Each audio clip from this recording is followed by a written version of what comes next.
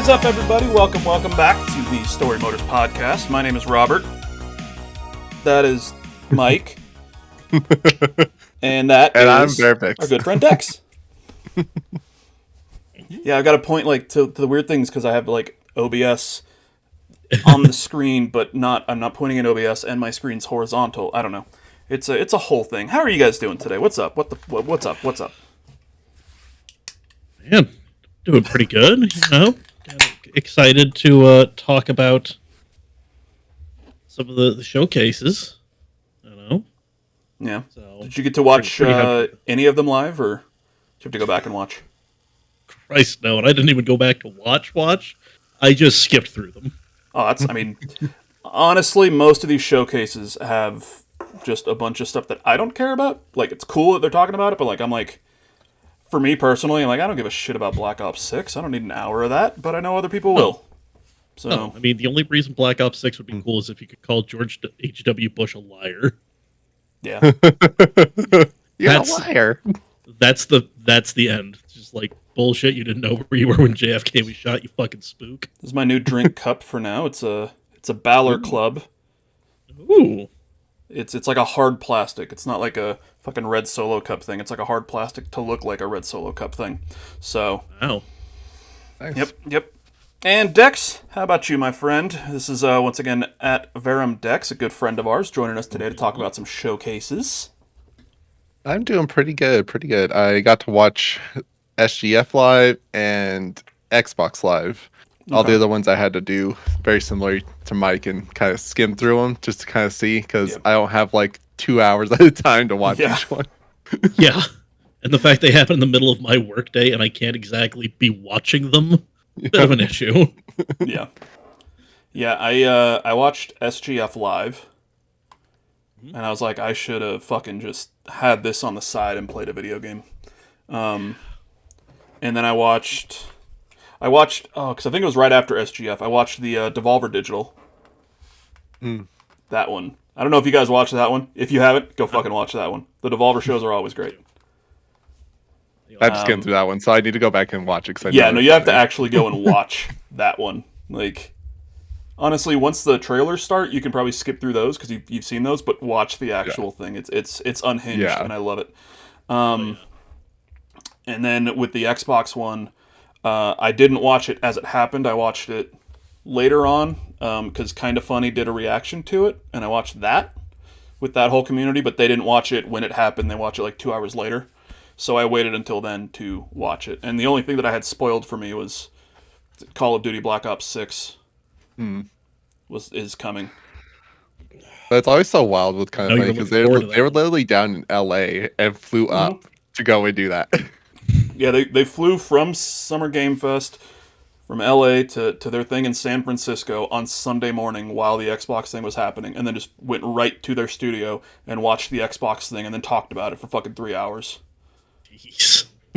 Yeah. Last year though, they I don't know if you remember that one, Dex. Last year they did the same thing, but the idea then was to get back on Sunday in time to watch the Xbox thing live, which means they had to wake up at 4 a.m.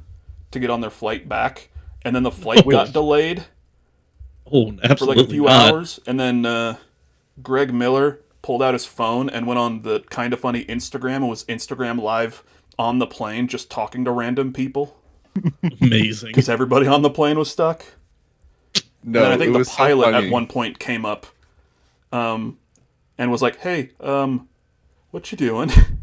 And he's like, oh yeah, we're live on Instagram. And I guess the pilot assumed he was on Instagram shitting on the airline.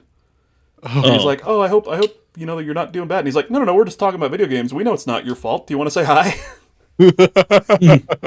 So yeah, that year was funny because I went that year and all of them were up super duper late. Greg at one point was like, I'm gonna go to bed. It was nice seeing you guys. I'm out of here. Then he gets to another conversation. He's there for another 2 or 3 hours. So we're like, he was supposed to go to bed.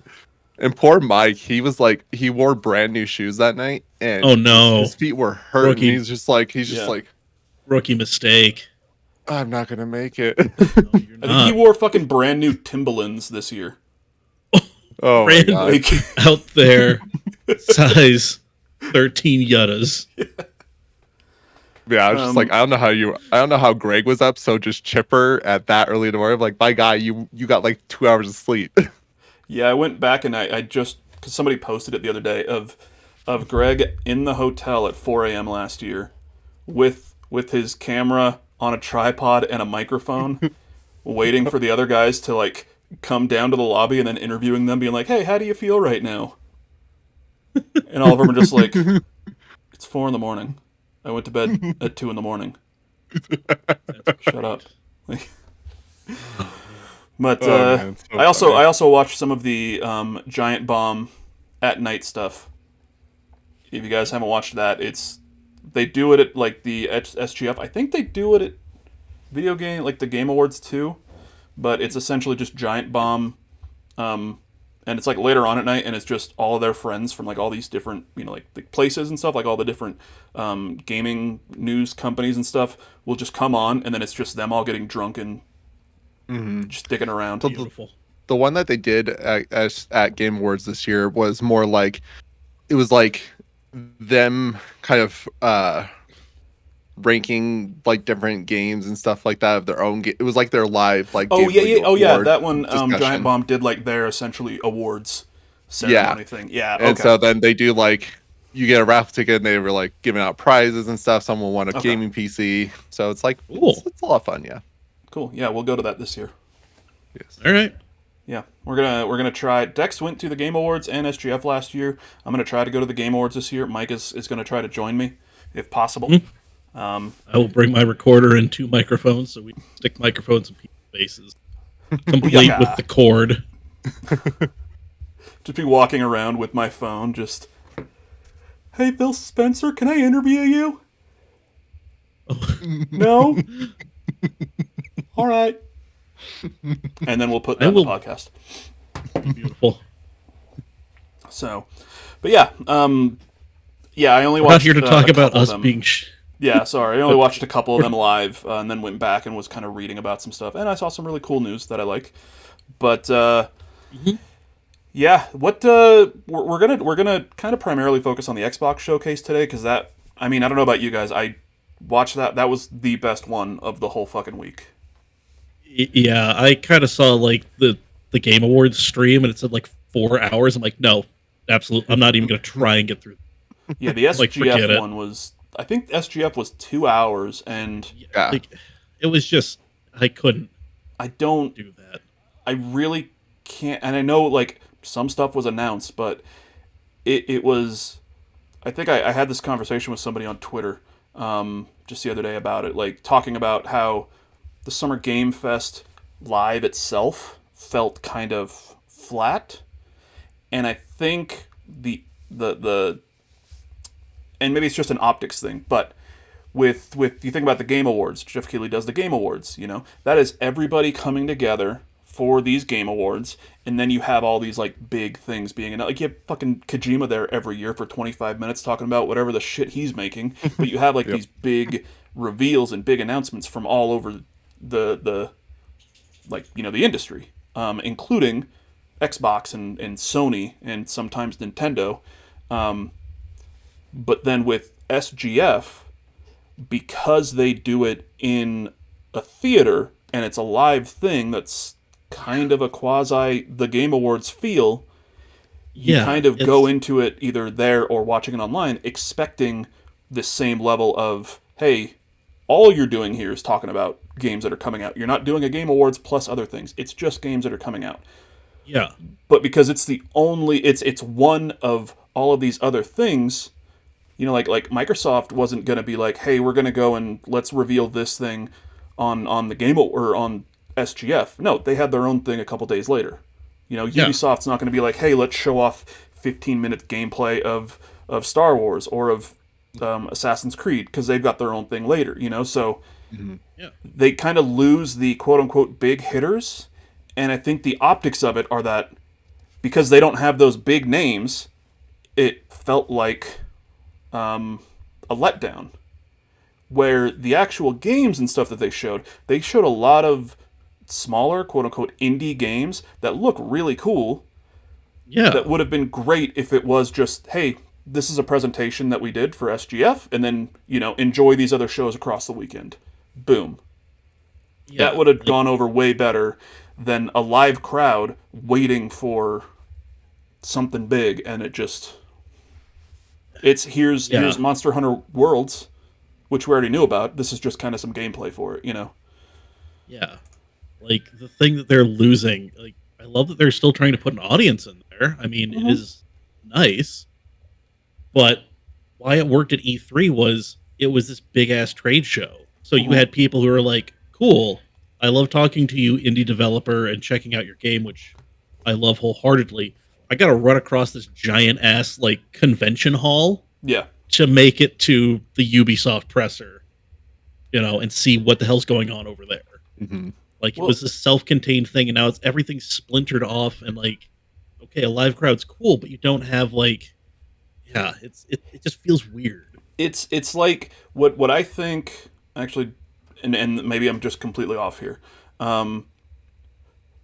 What might help is, instead of SGF Live being the kickoff, have SGF Live be the ending. All of these companies, because, like, probably not naturally, I'm assuming everything was kind of done, together. Keighley was like, hey, I'm doing this here if you guys want to do stuff this weekend or whatever.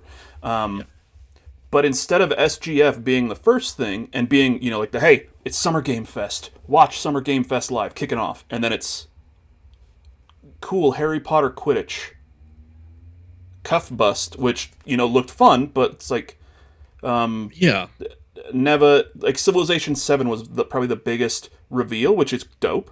But maybe make SGF Live the finale, and then you can, Ubisoft had this and this and this. Cool, at SGF Live, maybe then we show, like, maybe a longer trailer of this thing, and we can kind of talk about it.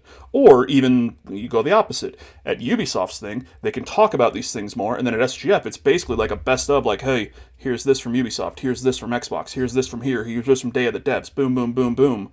And it can be kind of the biggest things from each show to make the SGF Live feel like, hey, cool, this is the finale, and this is everything that we wanted to see. Having it as its own thing, kind of at the beginning ish, really just makes it like, why do I like? It just makes it kind of fall flat. Like, I definitely think Keighley could have the pull to be like, hey, I don't want the biggest thing you're going to reveal, but I would like something big to put in this thing in exchange for whatever, Like, I feel he could have crammed something in there. Yeah, Dex, I'm sorry, I've been talking over you. No, you're fine. I just been listening. Dex loves Jeff Keighley, and he will not stand for any of this slander. Yeah, you guys need to fuck off. No, I totally get where you guys are, like, coming from. Like, I think the way that Keighley runs his shows is what also causes that kind of, like, middling feel. Even if he had big stuff in there, the aspect of how it's constructed with the advertisers and stuff like that, that stuff being a part of it, like, even if we did have, like, a big reveal at the end, I feel like people would still feel, like, not necessarily, like, super high on it, just because then the pacing and, like, kind of like, in the Xbox showcase, you were getting, like, boom, boom, boom, boom, boom kind of thing, like an E3 kind of thing. But the way his functions, he very much relies on that revenue to continue to do these shows, kind of a thing. So that's, like, an unnecessary evil, for lack of a better word, that's part of the show. So I'm not sure, like, what they could do to make it feel less splintered or more cohesive and better pacing, just because I feel like there's a lot of...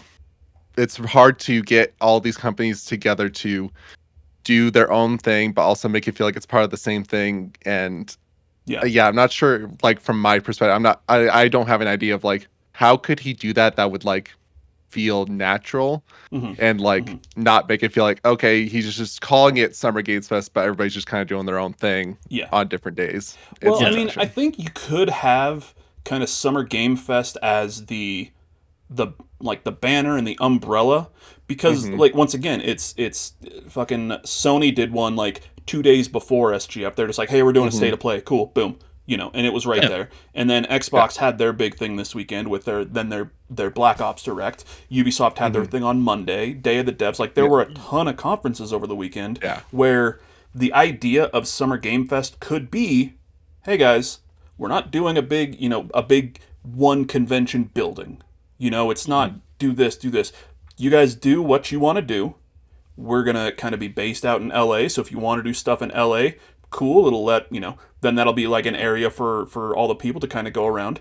And then just do your own thing. But let's call it SGF. Let's call it Summer Game Fest. Let's make this... It doesn't have to be that E3 thing of, you have to come to me and do your conferences in my thing here. You don't have to like come here and make a big conference for me in this big conference building. No, do your own thing, do your own event wherever you want to do it. We'll call it Summer Game Fest to get people excited for it and to get people to come down. And then you can have it be Summer Game Fest, but you don't have to have... Yeah, that's how I'd fix SGF. Woo! Yeah, we fixed it. We did it. Great plan that we all three came up with. God, I'm just glad that it was recorded and we can send that to Jeff. Yep. Just go ahead, Jeff. Just go ahead and just make that check out. Make that 3 checks. Yeah, 3 checks. Because we're not incorporated here. So we'll take. We're working on it, but we'll take each 1 check of how much it costs to run an ad at SGF. Yeah, a 90-second one. Okay, we're not unreasonable. Yeah. All right. Well, I'm unreasonable, but these 2 browbeat me into being reasonable. I have bigger beer now because we fixed SGF, so I can afford bigger beer. I've got more artwork on the wall. I still have margarita. So, right. Nice RSL pint glass there, Real Salt Lake. Fucking best team in the West, best team in the fucking league. Fuck you, Messi. Fucking messy. I needed to go to the last match to get those beach towels. Fuck. Oh yeah, I need to go pick mine up too. Actually, yeah, I do. Next match, we'll go together, hand in hand. Yeah, I'm just gonna stop by the stadium sometime this week and probably pick them up. Yeah. So before we hop into Xbox, was there anything else from any other showcases that you guys wanted to call out that you liked? I did pull up because again, I kind of didn't really bother trying to cram Summer Games Fest just because I had been melted my brain looking at the Xbox showcase. And as I told Dex during that time where we were totally talking about fixing SGF, I was skipping through, like I would watch like 2 seconds of the trailer and be like, I know what this is. I'm going to watch it. I don't know what this is. I don't care. Yeah. I skipped over Mixtape because I thought it was Life is Strange. And then when I got to Life is Strange, I'm like, what the fuck did I just skip? I'm not going back. Like, I'm not doing this. Yeah. So that was the mindset I was in. But I pulled up a cheat sheet here with all the stuff, well, some of the stuff that was announced at Summer Games Fest. And I do want to say Lego Horizon Adventures looks awesome. That's one that I want to get, and I want to play that with my nephew. Yeah, that seems like a perfect game for that. Yeah. The maker of Choo Choo Charles is releasing a game called Cuff Bust, where you are these adorable little creatures trying to break out of a jail.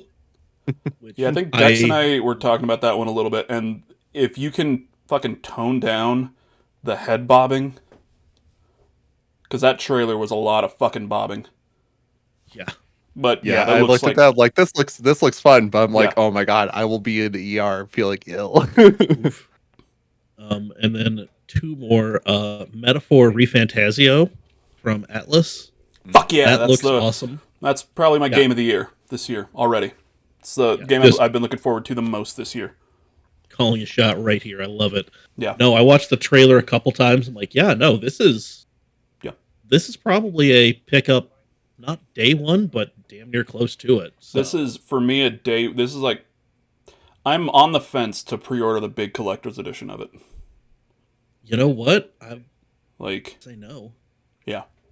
No. And then the last one, I'm a sucker for some of these like old properties coming back in beat 'em up form. So Teenage Mutant Ninja Turtle Shredder's Revenge, love that. Mighty Morphin Power Rangers Rita's Rewind is coming back as a beat 'em up, and I am so jazzed about that. That is going to be some drunken shenanigan nights. So no, the moment they started playing the music, I was like, hell yeah. hell yeah. What about you, Dex? It doesn't have to be from the Summer Game Fest one. Anything kind of from across the weekend. I'll kind of like go because I made a list of like a handful of the conferences. I didn't go through all of the conferences, but so from SGF, Neva or Neva, that one we've seen before, but I think that looks really, really good. Someone with like the wolf with like the antlers. Oh, it's like yeah, the artistic style one. Yeah. I think that looks really, really cool. So I'm excited for that. The Blumhouse games like compilation looked really awesome. Really excited for that. Also, all of them looked like they were, but no problem. Huh? Nothing. I love you. You're Canadian, right? Oh, that's okay. No. You know, OMG's thought I was in Canada. Yeah, OMG's thinks a lot of things, but that's just because he's like stupid sexy. So we love him, but he's dumb as a sack of hammers. Yeah. But we that love boy him does so not need to be goddamn smart. much. He is good fucking looking. No, Okay? Yeah, he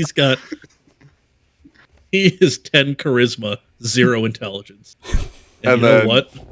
He's getting through life just easy. We love you. I love you, buddy. It's not fair that he's that smart with that big of a dick, so... It's true. It's true. Or not that smart, that beautiful. I don't know. Whatever. And then the last thing from SGF was Wonderstop. I thought that looked pretty interesting. Like it had like kind of that coziness, but also it seemed like there might be more than just the cozy aspect with the main character. Like it seemed like a dark kind of past kind of thing. So really curious to see how that kind of turns out. For a lot of these, I try to keep away from like those like besides Xbox, like those big like name like kind of announcements we've kind of seen before. Data devs, Screenbound is probably like one I've always like kind of been looking at a lot. It's the one where they have kind of the Game Boy. And it's the 2D. Yeah. It's 2D and then a 3D world, but yeah. Yeah. Okay. So that one always looks cool to me. Devolver Possessors looked really, really cool. I love like the art style and stuff. No idea what it's about, but it looks really cool. And I like the music. So that's all that really matters. The women-led one, I liked. Let me give you one from here. I liked Star Named Eos. It was very like photography, like heavy, and I kind of like that aspect and like the art and stuff. So that looked really cool. And I also put Hyde's Haunt and Sink because the whole trailer is like a whole reference to Haunted Mansion. So I was like, this is pretty cool. Okay. And then the Latin America one, I would say probably the one I liked the most. I got to play this game because I got a code for the demo. It's called Deathbound. It's a Souls-like, but has like different kind of mechanics than what you normally see in like a Souls-like. They have different characters that kind of all have like their own strengths and weaknesses, and you can swap between them. Like you have like it's almost like almost like on the fly. It's almost like you have like their soul, so you're like transitioning to like a paladin looking guy then to a spear wielding person and stuff like that. And so it's actually pretty cool. It has a lot of like kind of interesting mechanics and really cool art and stuff. So that one like I'm really looking forward to when it finally releases. And then I'm not sure if we're gonna go over Ubisoft in depth, but I just put Star Wars Assassin's Creed.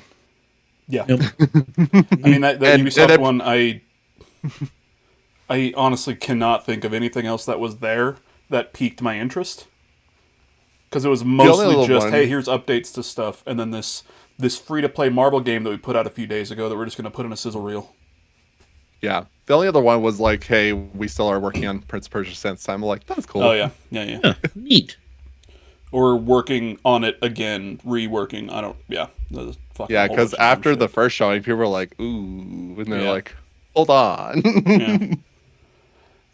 For me, I mean, the SGF was probably the biggest one that I was able to watch, like we talked about. Metaphor, ReFantazio, I've talked about that one on multiple episodes already. I'm so excited for that one.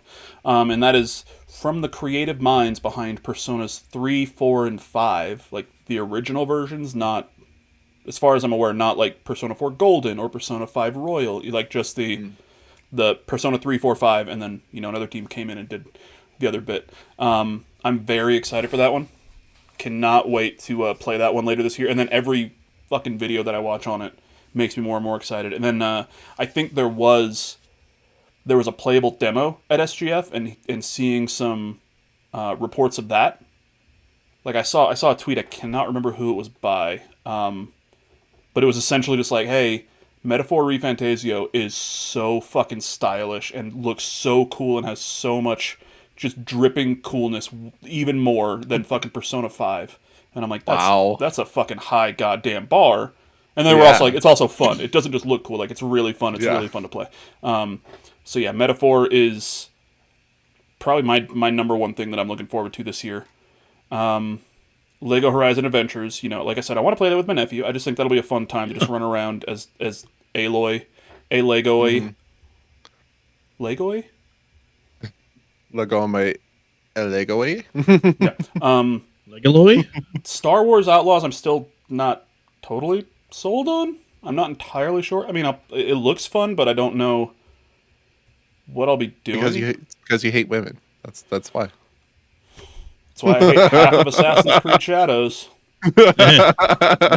He's excited for Assassin's Creed Shadows, the good half, if you catch the drift. Yeah. I'm excited for Assassin's Creed Shadow. Let's put it that way. And even then, you have some problems with it. I'm just saying, he wasn't a samurai. No, fuck those people. God. Just want to throttle the life out of them. Yeah, the Bloomhouse Grave Seasons is one that I think is going to be fun. That's the one that's like a fucking farming sim, but then somebody in your village is a serial killer. So, I love the whole Stardew, but make it horror. Yeah. Stardew, but with a serial killer. And then I can't believe neither of you brought this one up yet. Fucking Killer Bean. Oh, god damn it. Yeah. I was listening to the AEW Games podcast, and Uno and Chugs went off on it, and I'm like, hell yeah. Yeah. Killer Bean. No. So there's a streamer very popular. I don't know if you guys know him, Moist Critical Charlie. Yeah. Yeah. So I just remember, like, at some point during the pandemic, I was just kind of like on YouTube, and I just had like just kind of a playlist or whatever, and one of his videos came on where he decided to watch the Killer Bean movie. And the thing literally starts off as him being like, this thing looks like it was made for $20, and this thing is going to be dog shit. And then by the end of it, he's like, this might be the greatest film I've ever seen. Like, the action in it is just insane and, like, so fucking over-the-top cool. So, hell yes. Yeah, Killer Bean is going to be I think that's just going to be a dumb fun time. I saw this really, like, awful tweet, but, like, the replies were really funny because they were just like, Jeff Keighley's like, oh my god, I'm so excited for this game. It's going to blow your mind. It's going to change the world. And then it looks like this. And they have a shot from Killer Bean. Everybody's like, you put respect on Killer Bean's name, you motherfucker. What was... I think it was it Sonic that... Like, when Sonic and Shadows Generations, when that trailer came out, Jeff, before it was like, hey, and here's a new trailer for a new reveal. And then it came back to him, and he was just like, Sonic... Hey. So do an awakening, and like, he was just like, that looks great. Like, you could tell he could not give two shits about Sonic. Sell it, man. Confirmed right here on Story Martyrs. Keighley hates Sonic. Yep, that's gonna be the headline. It's actually gonna be "We fix SGF" and Jeff Keighley hates Sonic the Hedgehog. We look forward to hearing from your lawyers. Sucks for him. I don't have any money. One of the big fucking disappointments, I think, for a lot of people was the Skate trailer. Like, as an I Think You Should Leave sketch, cool. As a trailer for an upcoming, very hyped Skate sequel, no, what the fuck was that? Yeah. But yeah, that was... I think they gotta show more. Like, at least, like, hey, this even developer looking stuff, like, hey, like, at least something rather than we're still working on it. Like, cool, yeah, we get the little cheekiness you're trying to do, but like, at least give us a little something.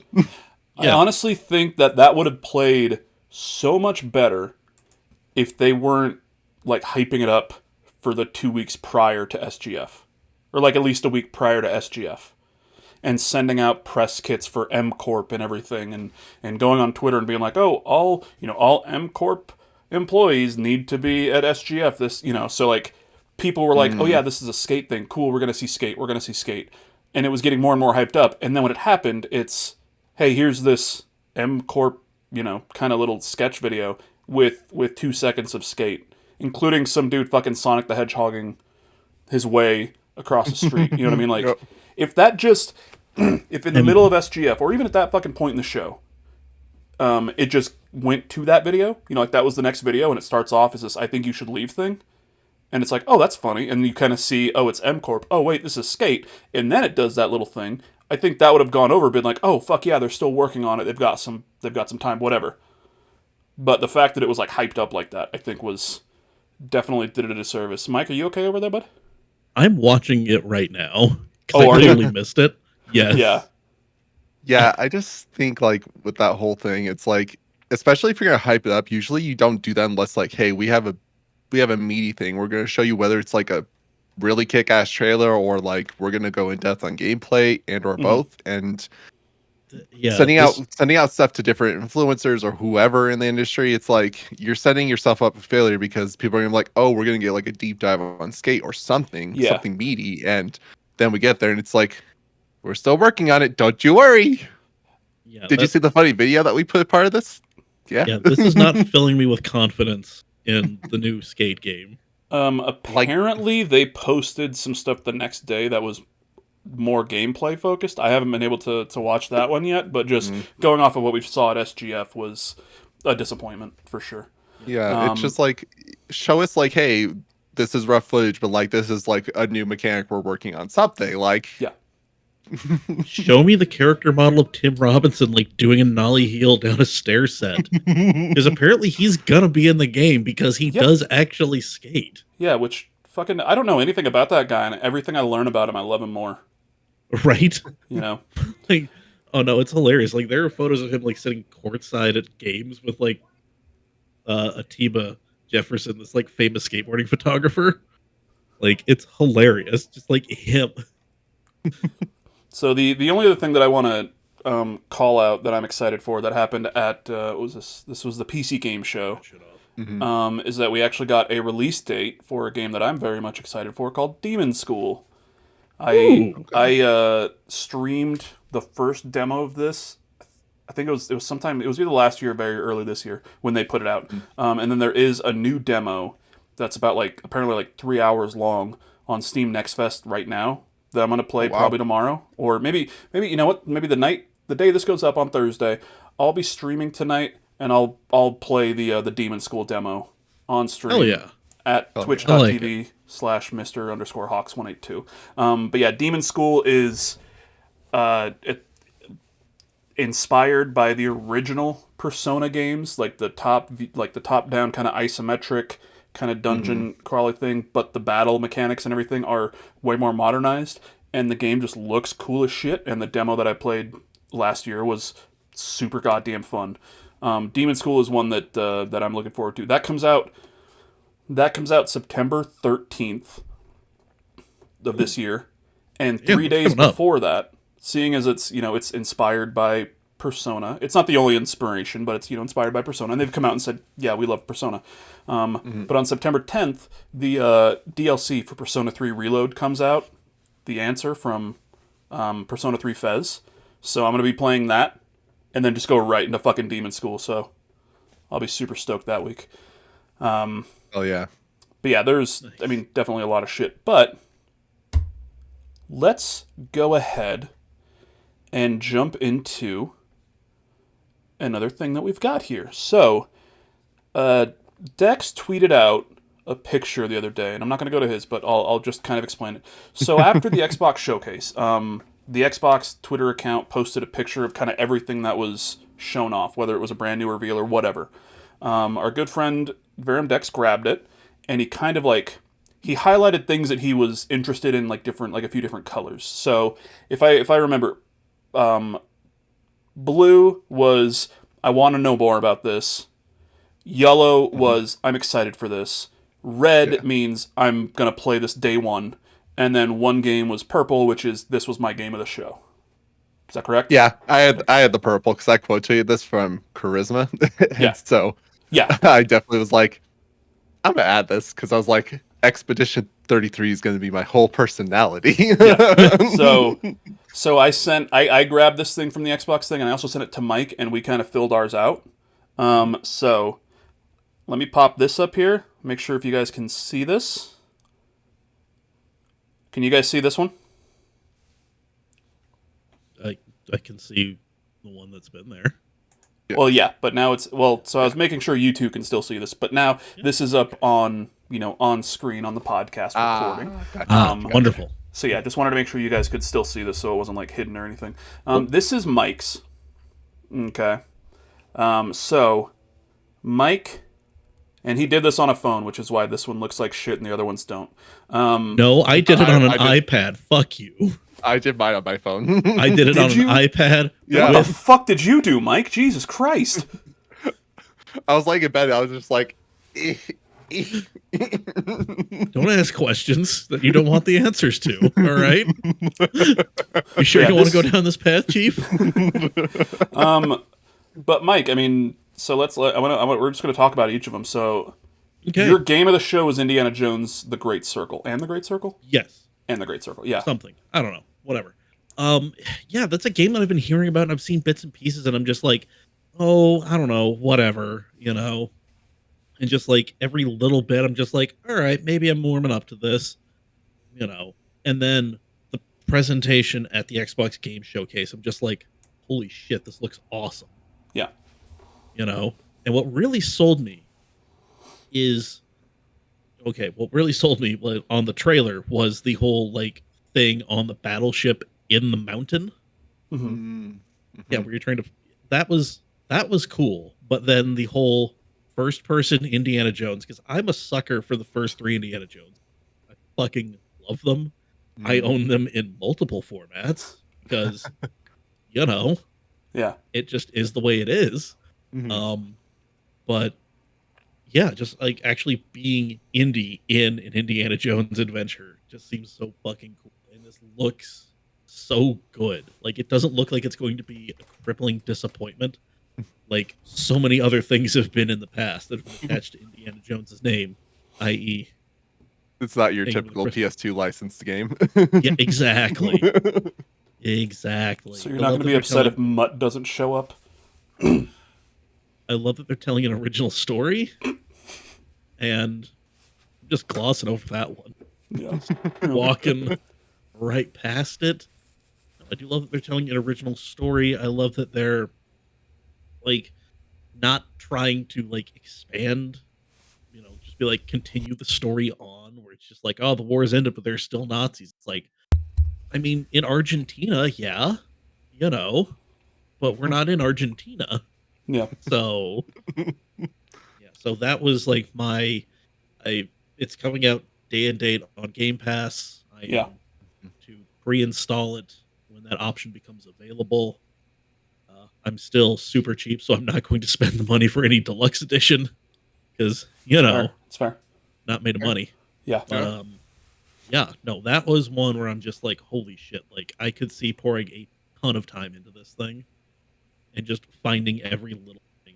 I hope there's a bunch of stuff to like discover in that. If it's just like, well, the movie would have a roughly 100-minute runtime, so I don't know. Here's 18 hours of gameplay. You're like, God damn it. Mm-hmm. And so Indiana Jones. Let's see what in your red. You've got Gears of War E-Day, Doom: The Dark Ages. Hell yeah. And Assassin's Creed Shadows, which we definitely saw more of that at the Ubisoft thing. So I don't know if you've gone back and actually watched that gameplay footage. I have not, but man, I love the idea of the two protagonists. One just being, hi, I'm here to kick the shit out of anything and everything. And then the other one where you have to do like Assassin's Creed sneaky shit. Yeah.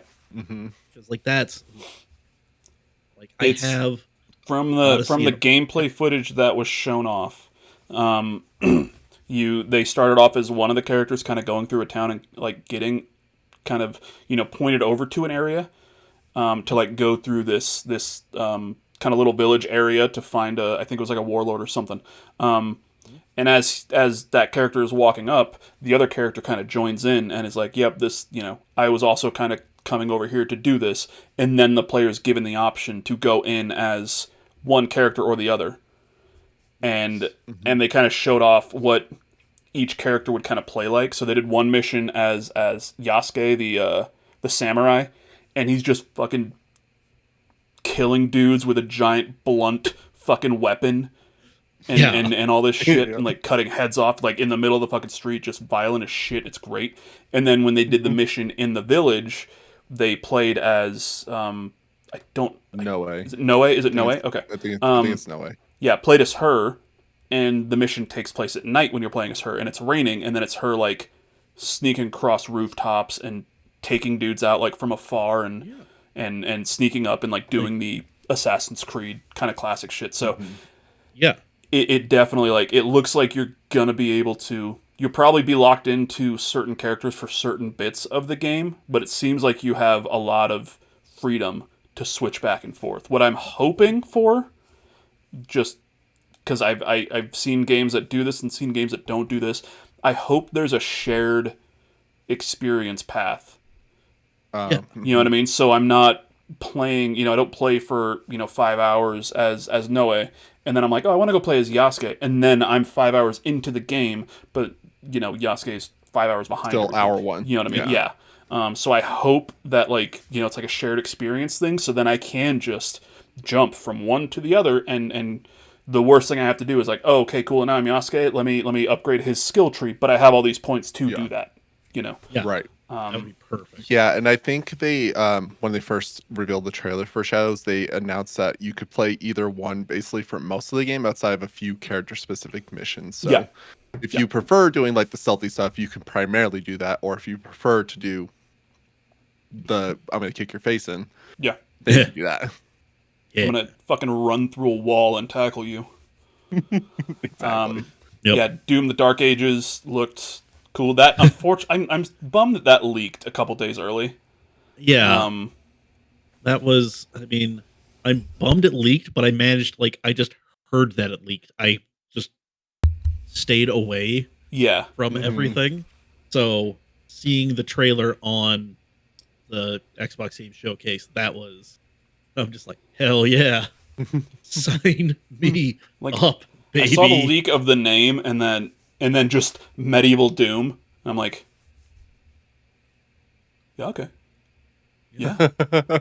Yeah. And then you see the trailer and you're like, yep. That's it. I'll take two, please. My mind 100% went to, this is Army of Darkness, but make it Doom. Yeah.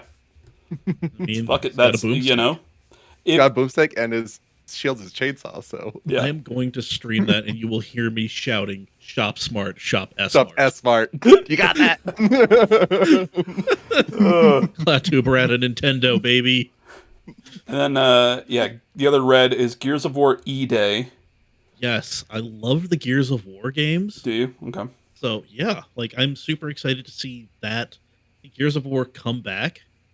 And to kind of get a prequel, because that's what this looks like. Yeah, I mean, that is a prequel. It is, I guess, set on Emergence Day, which I learned from the trailer because I'm not a Gears of War fan personally.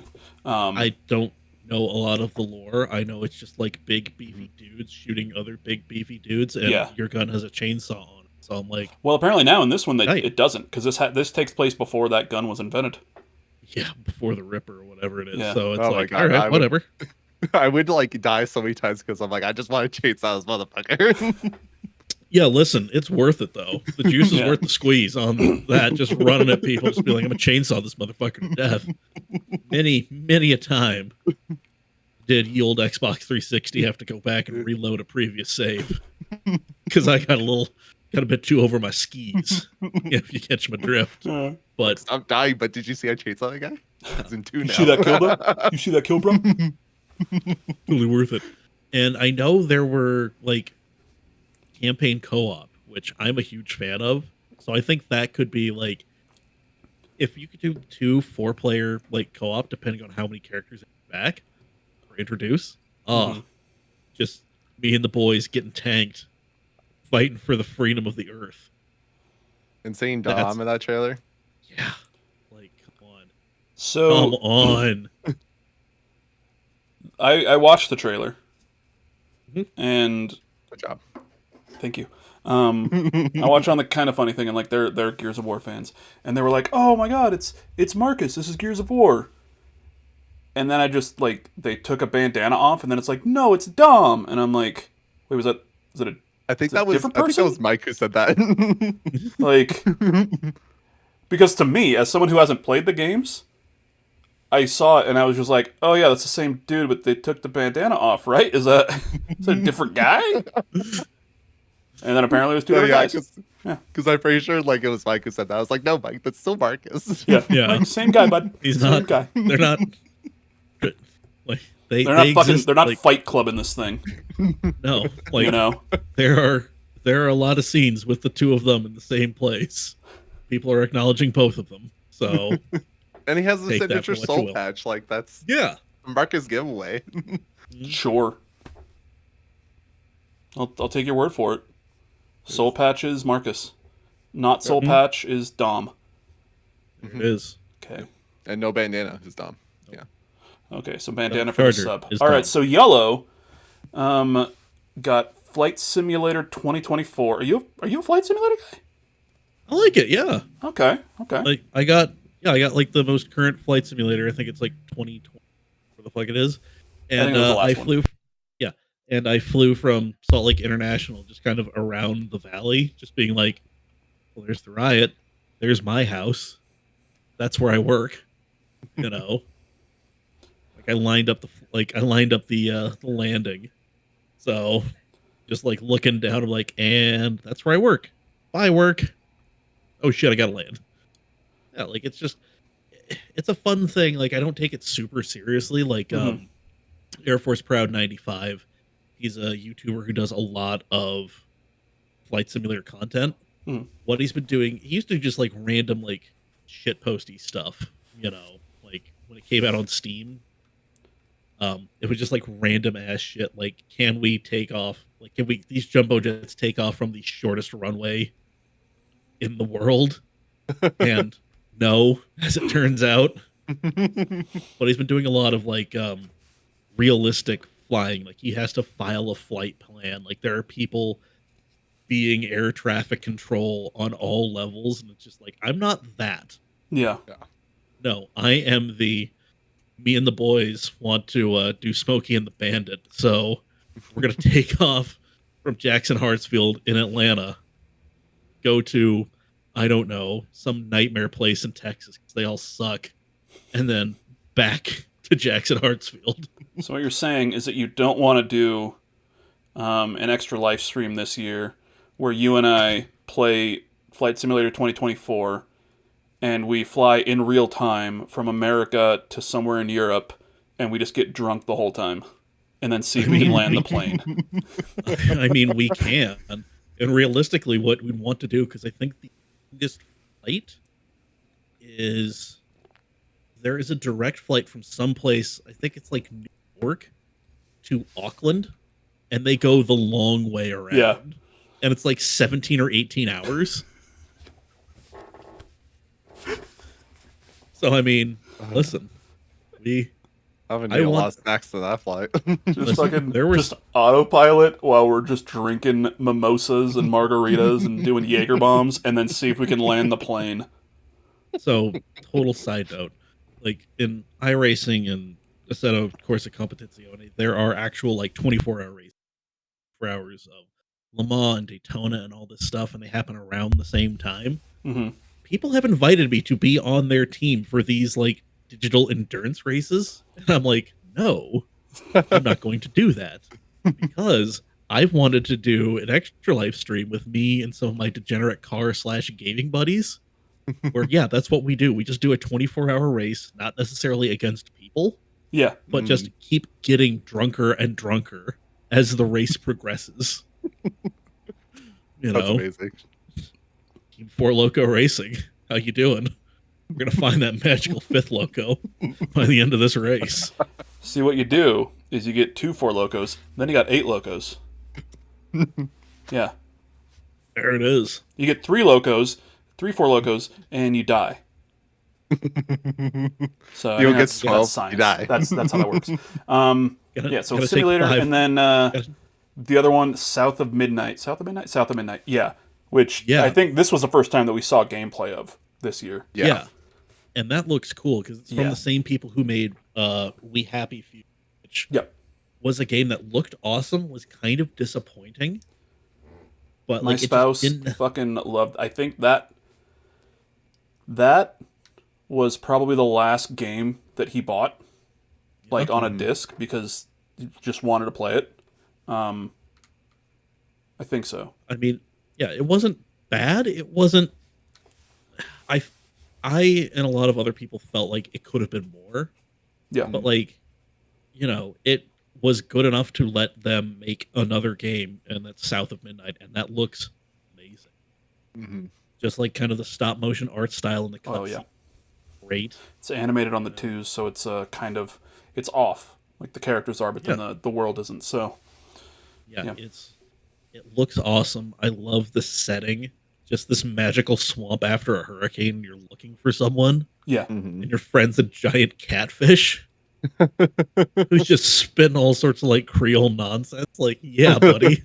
Let's do this. Once the character got off the catfish and went on land and then had to like do combat, because that was like the first time that we saw like the real game, like this is what you'll be doing, not just kind of going around and seeing story, but the combat itself also looked like it would be a fun time, and it would be a good story, and it's going to let the pacing and everything go great with this story. So South of Midnight's definitely one that I have highlighted. I forget which color. We'll get to that soon. Also want to point out that traversal, that magical thing that she has. Yeah. Oh yeah, that looked awesome. Like, I love that. Like, give me more like fantastical ways to get around a map. Yeah. Yeah. And then your last yellow here is something that actually comes out tomorrow, and I've got it on mine. I think you might know what color I put it in, but Fallout 76 Skyline Valley expansion. Yes. That looked really awesome. I love that we're finally getting a map expansion. Yeah. We're gonna see something new. Gonna see another vault in Appalachia. So there hasn't been a land expansion like this.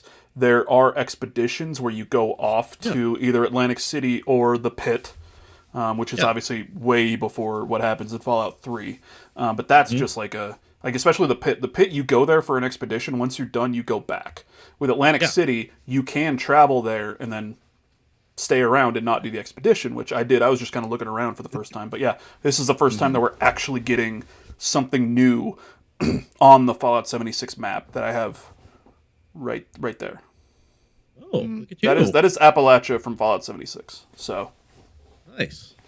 Yeah, I'm very excited for that. I played a little bit of it in the PTS, and one of the devs today tweeted out, and they're like, "Hey, just like a heads up, tomorrow when this drops, fucking look at everything, read everything that you find, just explore. We put a lot of cool stuff all around the map here."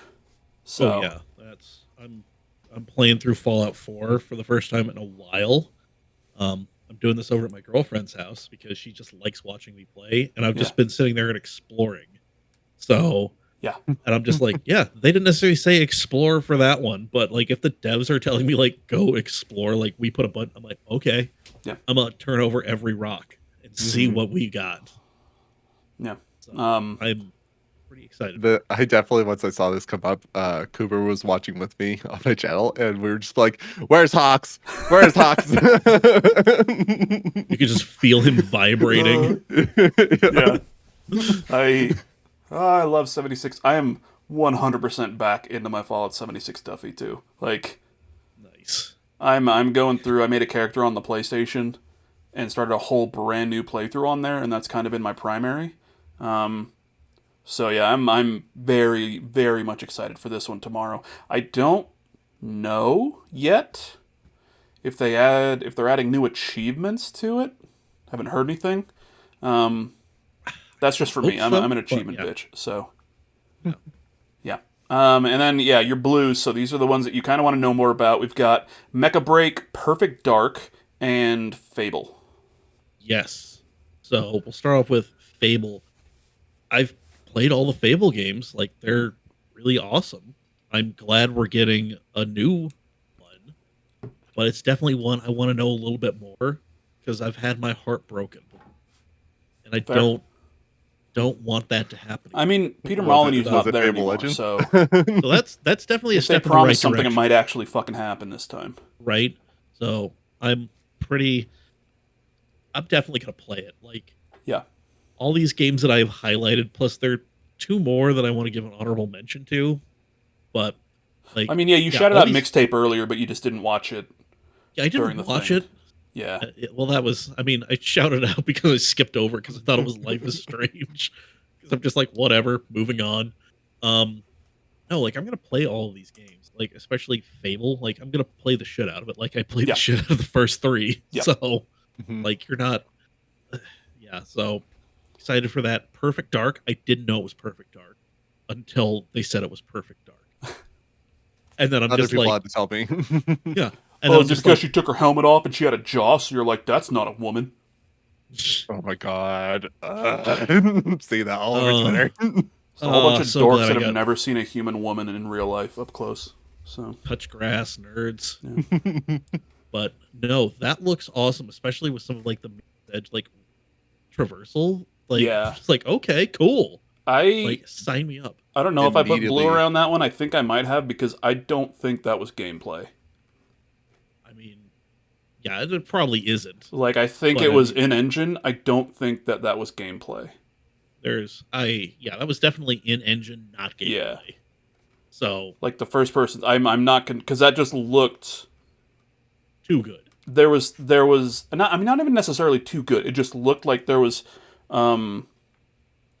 too much. I don't know how to explain it. There was too much movement that seemed almost like natural, of like, you know, like a head like moving kind of things. Just the way that the camera moved in first person mode didn't feel like this is gameplay. It felt like we're in engine and we're simulating first person gameplay, but it's made to look as great as possible. I'd Right. love to be wrong, but I got the feeling that it was in engine, but that wasn't gameplay. I mean, there's a reason it's highlighted blue for me. Yeah. You know. And then Mecha One of those, Break. like- I forget, that was like the Gundam. Is that like a Gundam fucking just everybody Gundam, shoots? but not Gundam. Yeah. Yeah. But also Armored Core, but also I'm just It like, looks like hype if you just want like some really fun action. yeah, Yeah. like I'm just like, fuck yeah, like all like the crazy ridiculous speed of Armored Core 6. But it just seems like I'm going to be fighting other crazy ass like mechs. Cool, tight. Sign me up. I'll put a couple hours into this. I'll get my buddy 0mm. We'll go get hammered. We'll play this for a while. Good old time. Oh So, yeah. let's see here. I think if I do this. Oh, So here's Dex. you. So Dex, we're gonna go a bit quicker on this one because we kind of talked about a lot of these anyway. But your number one. Expedition 33 is literally like when I saw it, it was scratching literally in my brain. I can't. Yeah. I talked about this on Twitter. Like the only part I can describe of what it scratches is like the hell yeah part. I Yeah. saw it and I was like, yes, this. I like this a lot. 100%.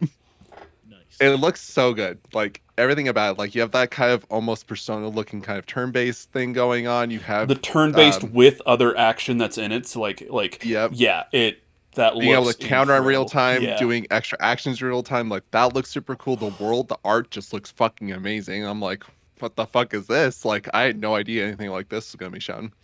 So it was like surprising me the whole way through, and just Ben Starr's voicing the main male character, and so his performance in 16 is like one of my favorite game performances ever. And so him being in another game is like an instant like, yes, I'll play this at least just for him.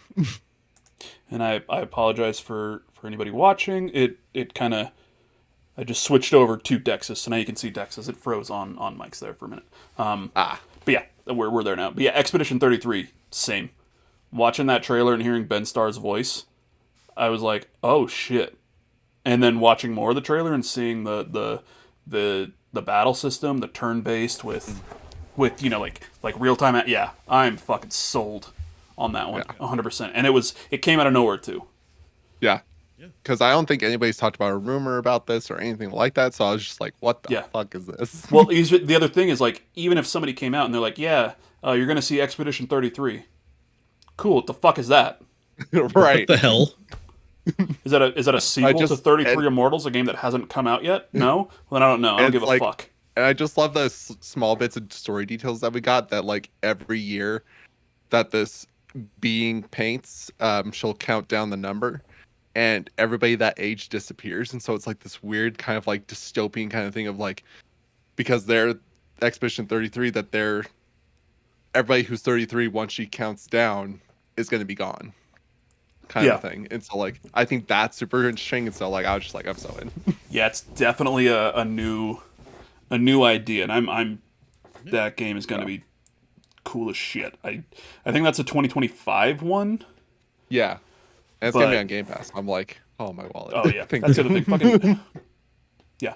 And then what was it? It was purple, red, yellow, right? Yeah. Yeah. So you're red. And so Gears of War. I'll brush over like Gears of War, Fable, and South of Midnight, which we've kind of talked about. Yeah. So Gears of War, I've played since the first one.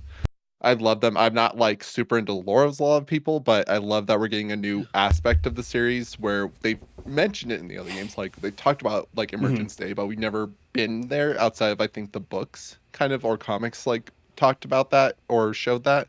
But I'm glad we get to kind of see that, and I'm glad to see Dom and all that. So it's like, I think it's gonna be a fun time. Oh yeah. Fable, I played 2 and 3. I've never played 1. I started with 2. Same, actually. Yeah, I never Are played you the one who played the first Fable? Apparently, yeah. Wow. Yeah. I didn't know Fable really existed until the second one came out. Yeah, because the second one and the third one were for the 360, and I never had an Xbox, like a first Xbox. Yeah. So I never went back to play Fable either. So yeah, I didn't either. All right. But I love Fable 2. Fable 3, I think gets too much hate, but it's not bad. Yes, definitely not bad. Yeah, it's not the best, but it's not bad. yeah. But I loved my experiences with those 2 games. I loved like the quirkiness of Fable and like the humor, but also like tied in with like in Fable 2, where spoilers, sorry, this is a 360 game, but when your dog gets shot and stuff like that, you get those like emotional beats as well. And so I love seeing like that they're doing like in Hellblade 2. I don't know if either of you touched that, but like they have this really cinematic like gameplay fighting going on. Yeah. That I feel like is kind of carrying over here, which I think is really cool. And so I'm curious to see how much they kind of expand upon that, because it feels like when I was playing Hellblade 2 and when I finished, I was like, I felt like I was really involved, even though it wasn't like super in-depth combat. I felt like it was like really impactful in a lot of ways. So I'm curious to see how they kind of handle that a bit more. Yeah, and I'm also wondering how much of that is just this early trailer as opposed to what it actually will be. Yeah. You know, because they're obviously they didn't show any HUD, they didn't show anything like that. So I'm wondering if that's just like a, hey, this is what we're gonna go for, but it's obviously gonna look different. You know, but we'll no, definitely could. I was just like, it was just giving me that kind of vibe from that game. So I was like, I wonder if they're trying to do the same thing. And then South of Midnight, ever since we first saw this, I loved like almost the claymation looking kind of art they were going for, and then the stop motion stuff they were doing looked really cool. The bayou setting, like we don't really have any games set in a bayou setting, so that's completely new. We got as far as Mafia 3, I guess, and Red Dead Redemption 2. Those parts that you're in the swamp. Yeah. But like it's like an idea we don't see very often. No, it definitely is for the most part. And just seeing like the gameplay of how it's almost like Into the Spider-Verse kind of feeling. Yeah. In terms of the animation, like that's the feel I was getting as they were going through, and like I just love the stop motion stuff. It looks really pretty. The combat looks fun, so I'm just like, I'm all in for this. I can't wait. Yeah. And then for Avowed, I think Avowed looks like, this is so dumb, but like as soon as they showed the one combat, I'm like, give me one combat without the problematic shit. Yeah, that was one of my honorable mentions, and I'm just like, God damn it. But no, that looked, oh god, that trailer sold me so hard. Oh yeah, like wand and a book. Is it just me, or was like that? That's not really what it looked like when we saw it last year, right? No, it looked like that. It was when we first kind of saw it. It was realistic, kind of like Skyrim-ish. Okay. But they changed the art in the next like full showing, and everybody was kind of like, okay. "Whoa." All right. Yeah. So this is still continuing that new art, but just like that's like what kind of sold me. I was like, hell yeah, I want to play as a wizard, but not have a turf be at the forefront of this. Damn right. Wait, what happened now? Oh, never mind. I get it now. There it is. Like it hit me. Okay, You got it. I got Just there. in case. Our boys Fuck got J.K. it. Rowling, she sucks. Yeah, fuck you, J.K. Go back to the I saw dumpster. something today that apparently they've been trying to. Warner Brothers is trying to buy her out. Oh, Good. please do. Like she would make fucking billions of dollars, but if she's not connected to Harry Potter anymore, holy fuck. Yeah, suddenly it stops being Because it's her like thing. with that series, it's like the series itself is like so cool, and like I grew up with Yeah. that series in terms of like the movies and stuff, and like a lot of people found like a lot of like solace and like meaning Yeah. within that series. So I would love that for people to embrace that series again without her being a part of it. Yeah. That's why when the Quidditch game was shown, I was like, "Ooh, I wonder how this is gonna go over." Yeah. And then And continue Diablo on. 4, Vessel of Hate. That Yeah. trailer was fucking gross. Oh, that is And a I very loved it. Diablo trailer. Yeah. Oh, dude. Yeah. I loved it, like, because I enjoyed Diablo 4. I haven't beaten it yet, but I got pretty far in it. But like seeing that trailer, I was like, what the fuck? Like, this is like terrifying. This is gross and terrifying. So like it got me really hyped. So like I literally downloaded it on my PC through Game Pass, and I'm like starting a new character. I'm like, I'm gonna get ready for this because this looks so cool. Nice. Hell yeah. And, Well, I mean, I I don't don't know if you could. unless I'm mistaken, don't you have to start a new character for these or for these expansions? The No idea, expansions? honestly. Is that a thing?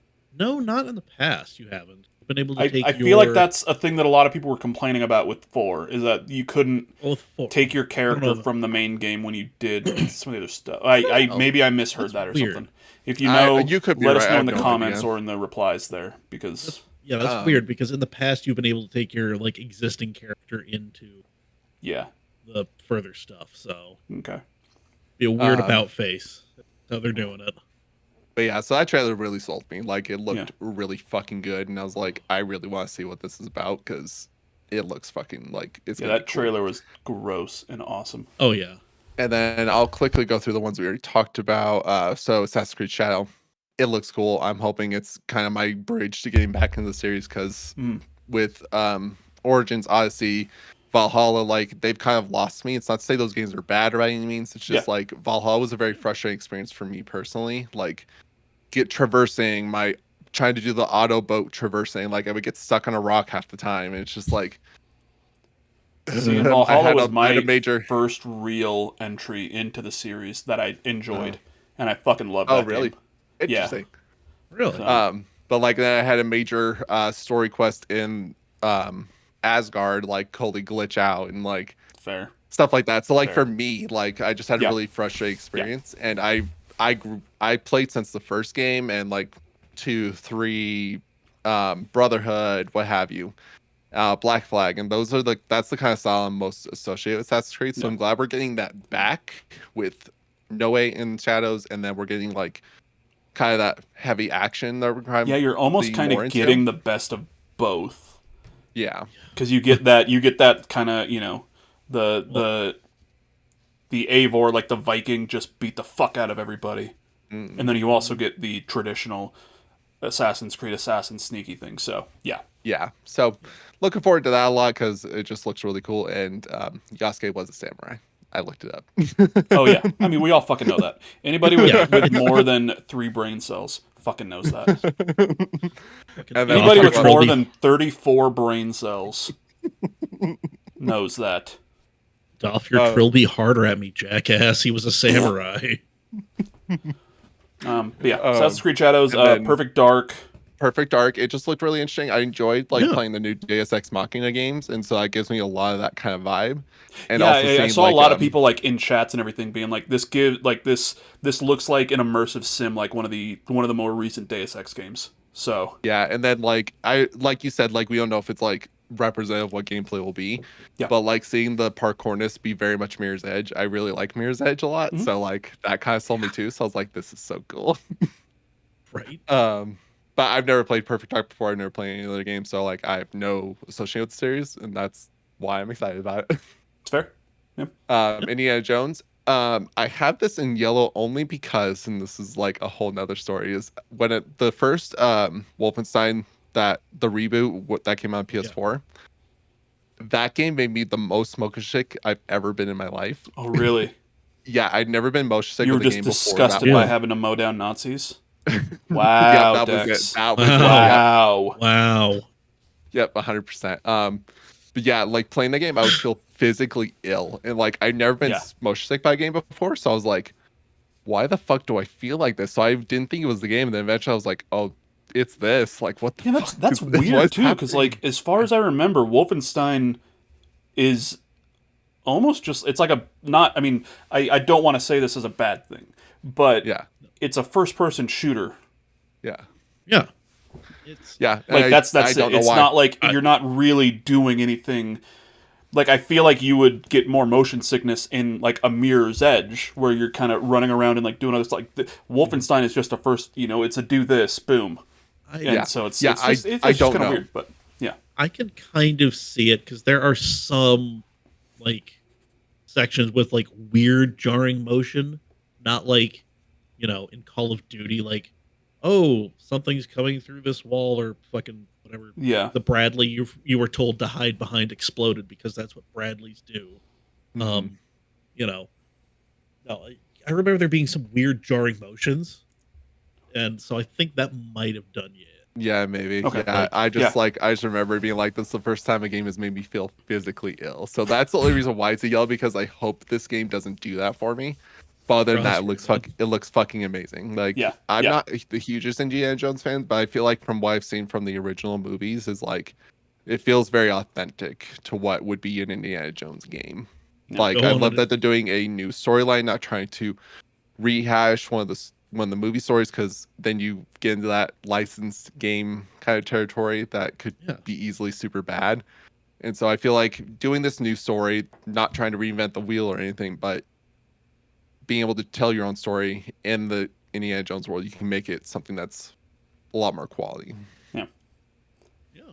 And then we talked about Mixtape a little bit. I just think that looks super duper wholesome. Like I love games like that. That game looks like it's going to be I'm sure it's going to be a fun. At the end. I don't know if it's going to be a fun time. You know what I mean? Because I feel like when it comes to like the story. So I don't know if I'm going to end the story and be like, that was a blast with my friends. No, but like I think it's going to be a. Yeah, no, I have expect to cry at the end because it's very much like coming of age stuff, and like I very much am such a nostalgic person, and so like that stuff gets me emotional. So like seeing other people go through that stuff, I think it might make me like be like. So that looks really cool. Life is Strange. I really enjoy that series. I've not played through all of them, but I've played through the first one and True Colors. How many are there? Are there? Enjoyed. There's Life is Strange 2. Oh, is this not Life is Strange 2? No. Double exposure? Oh, I didn't know that. Okay. Yeah, so there's Life is Strange and then Life is Strange 2 and then True Colors. I'm not sure if there was another one. I don't think so. But I knew about True Colors and Life is Strange. I thought this was Life is Strange 2. That's, but whatever. Okay. But then they're bringing back the original protagonist from the first game, so that gets me really interested. Kind of staring where she went and how her powers have grown since that game. It's interesting to see she's able to go through dimensions, because in the prior game, spoilers for anybody who's not played the original Life is Strange, but she's able to go through kind of like different throughout time, essentially. Yeah. Isn't it like she can go back in time and change things or something, or so like she can, and she's also able to see kind of like how things turn out. Like okay. I think there's one point in the game where like her friends ended up like in a really bad medical situation and stuff like that because of her decisions and stuff like that. I haven't played since it came out, so I might be fuzzy on that, but that's fair. So it's going to be really interesting to see how she's grown and what's going to be different for her. I don't know if they're going to even mention the other friend, because you have two choices at the end, whether to save the friend or save the town, essentially. Yeah, fuck the town. And people may hate me, the source, but I'm like, this whole game made me spend this entire time saving my friend. I'm going to say fuck the town. That's fair. Town ain't ever give you back rubs. Nope. That's all I'm saying. But yeah, so I'm just curious to see how Max, the character, has grown and what's gonna like kind of be there for her. And then what else do we got? We got Stalker 2. That just looks really fucking interesting. I just love the setting and like what they have going on. I'm just curious. Like, Mike, you didn't try out. circle this one. You don't get the fucking. I'm just kidding. Stalker 2. And like, damn. And like Cooper was watching with me, and he's like really into soccer, and he's like hyping up. He's like, "This is gonna be so fucking cool," and I was like, "Yeah, it looks cool. I'm gonna try it." It looks fucking unreal. Like the graphics on it look insane, and if the gameplay and everything, and I hate to be this person, if the frame rate, if the FPS is good enough, I think it's gonna be fun. As long as it doesn't, like run like shit. So yeah, I don't give a fuck about 60 FPS. Just as long as it's not. Yeah. No, I'm very much the same way. Like when they're like 30 FPS, I'm like, that's fine. Yeah. Perfect. That's good enough for me. I'm old. Yeah. But yeah, I just think it looks really cool and really interested to see what that world's like and all that crazy shit they had going on in that trailer. So that's why I was really interested in that. And then Dragon Age, I played through 2 in Inquisition. I played a little bit of 1, but never got a chance to really beat that game. I'm listening. I'm just gonna grab something real quick. Yep. And so I really enjoyed the Dragon Age world in general. And seeing that they're doing kind of almost this like visual tonal shift kind of thing, I'm really interested in to see how that works out. I think it's hilarious how people are like, "Oh my god, it's just Fortnite." I'm like, it's different, but it's not that. Yeah, I saw the visual and like tonal shift, and I'm just like, you know what? I'm gonna watch somebody stream this a little bit, and then I'm gonna decide if it's got a place on my hard drive. Yeah, then that's totally fine. It's just like, don't. I'm all for being like, I'm fine with like being skeptical. Like, I'm not sure how I feel about this, but like, don't be like, oh my god, it's just this. Like, come on, don't instantly trash it just because like you aren't in love with it immediately. Like that's insane.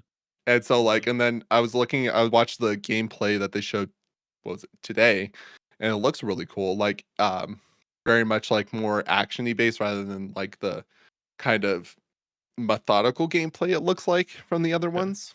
But it all looks really interesting. The world is very beautiful. The characters I think are all super cool, like so far, and I'm excited to see what they do with this new kind of age of Dragon Age without no pun intended. Yeah. No, I think I literally liked how they in the trailer they went through like these are all the different like classes and characters available to join you on this adventure. And I saw the necromancer and I'm just like, oh, mom always said make new friends. So grab a shuffle, friend. Let's go ahead. Did you watch the gameplay today or just the trailer? I haven't watched the gameplay. Yeah, there was a lot of people that were pissed off at the fucking trailer.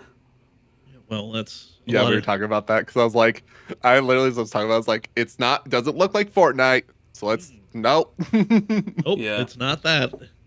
It's like you could be skeptical because it is a tonal like visual shift, but like don't go to the nth extreme. Yeah. And then you watch the actual gameplay today, and it just looks cool as shit.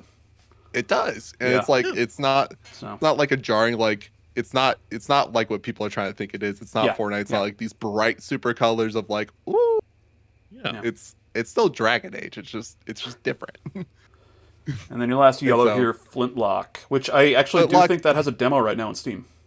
It does. Okay. I was looking at it. I was gonna download that and try it out. But ever since they showed this game, I thought it was always looked really cool because this is the second time we've seen it, I think. But it always just looked really cool to me. Really interested in it, and I'm really excited to play it whenever it does come out. Yeah, that's about it. Just looks cool. Yeah. Okay. And then blue, we went over Doom a little bit. Yes. So Doom, it's just I've never been a huge Doom guy, and so like if I could just see a little bit more, maybe that'll give me a little bit more interested in playing it. I know a lot of people love Doom, and I'm excited for them to love this game. It's just never been like a big series for me. I hope nobody else has a good time. That's State of Decay 3, like when they first showed this, and then like it looked not like the best. Not bad, but like not like great. And then the showing looked really good. And so, this trailer looked like it looked really cool. Where it was very clearly going through like visuals, and then it went into gameplay without you even realizing it until you realized, oh, that's gameplay, and then it went to like a different thing, which then went into like a little more gameplay, and you're like, oh, that was a cool touch. Yeah, as far as I remember, it's vastly different looking from when they first showed it. Okay. As far as I remember, I could be wrong on that, but from my memory, it seems like it's like they've polished up a lot. I just want to see more from it and just kind of be like, is this something I really want to jump into? Yeah. Is this something that's not really for me, kind of a thing? But I know a lot of people are excited for this, and so I hope it's amazing. Yeah, I haven't played either of the State of Decay games because I might be wrong in thinking even what they fucking are. For some reason, I thought they were just like survival games. They kind of are, as far as I know. Like, but just kind of essentially like, hey, here's you're just kind of in an area that has zombies and there's nothing, like there's no story or anything. Mm-hmm. But I could be wrong. Yeah, I'm not 100% sure on that, but I know there's, as far as I remember, there's like survival aspects. Okay. And then we got Wu Chang, just want to see Fallen more. Feathers. So that one just looks really cool. I always like that Eastern China Japanese kind of setting. And so I know it looks very Sekiro-y, which we've seen like probably like 4 of these games that look very much like that. But it just looked kind of cool. And so I'm like, I want to see a little bit more to see if there's anything that kind of differentiates it a little bit more from those other games. So that way I can be like, do I want to spend my time here, or am I better spend my time somewhere else? Kind of a thing. I think it might, if it comes out this year. I mean, if it comes out close to Assassin's Creed Shadows, they're obviously very different games. Very different styles of games, but I think marketing-wise might be a little tough for it. Yeah. You know, not saying like they're not like, oh, it's happening in the same exact thing, but it's that kind of, you know, Eastern philosophy and like that side of the world that the story's kind of taking place in. So I don't remember if this was a 2024 or 2025 one. I don't remember either. But I hope that they can just kind of, you know, especially if they have something. 2025. Okay, cool. Yeah. So especially if they have something that's like, you know, unique about what they're doing, and it's not just this is, you know, Sekiro, or this is Lies of P, which is a Souls-like, but it's in this kind of thing. You know what I mean? Like, So if it's kind of separated from that, and it also doesn't end up coming out around, you know, Ghost of Tsushima 2. Yeah. That'd be good. Yeah, just like overall it looks really cool. I just want to see a little bit more of it. Like, is there something more here rather than just like, okay, it's just kind of Sekiro, but kind of different? Yeah. What was the there was one that came out this year or last year that was essentially like, it was like a Souls-like set. It was basically another Sekiro, like a Sekiro Light. It wasn't Wild Hearts. Shit. I don't know. Go ahead. So it was the last one you had there is Atomfall. Yeah, so that one looked interesting, but I'm of like, my mind is like, either this is going to be really good or it's not going to be great at all.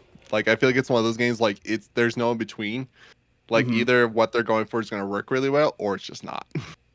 Yeah. And so I just kind of want to see more. Spoiler, I have that one on mine.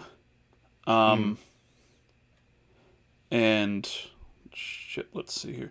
I have that one on mine, and I don't know if it's blue or yellow, or actually, it's either blue, yellow, or red. I know that, but it's that thing where it looks like this could be a really cool setting and a really cool story, or it could be Atomic Heart 2.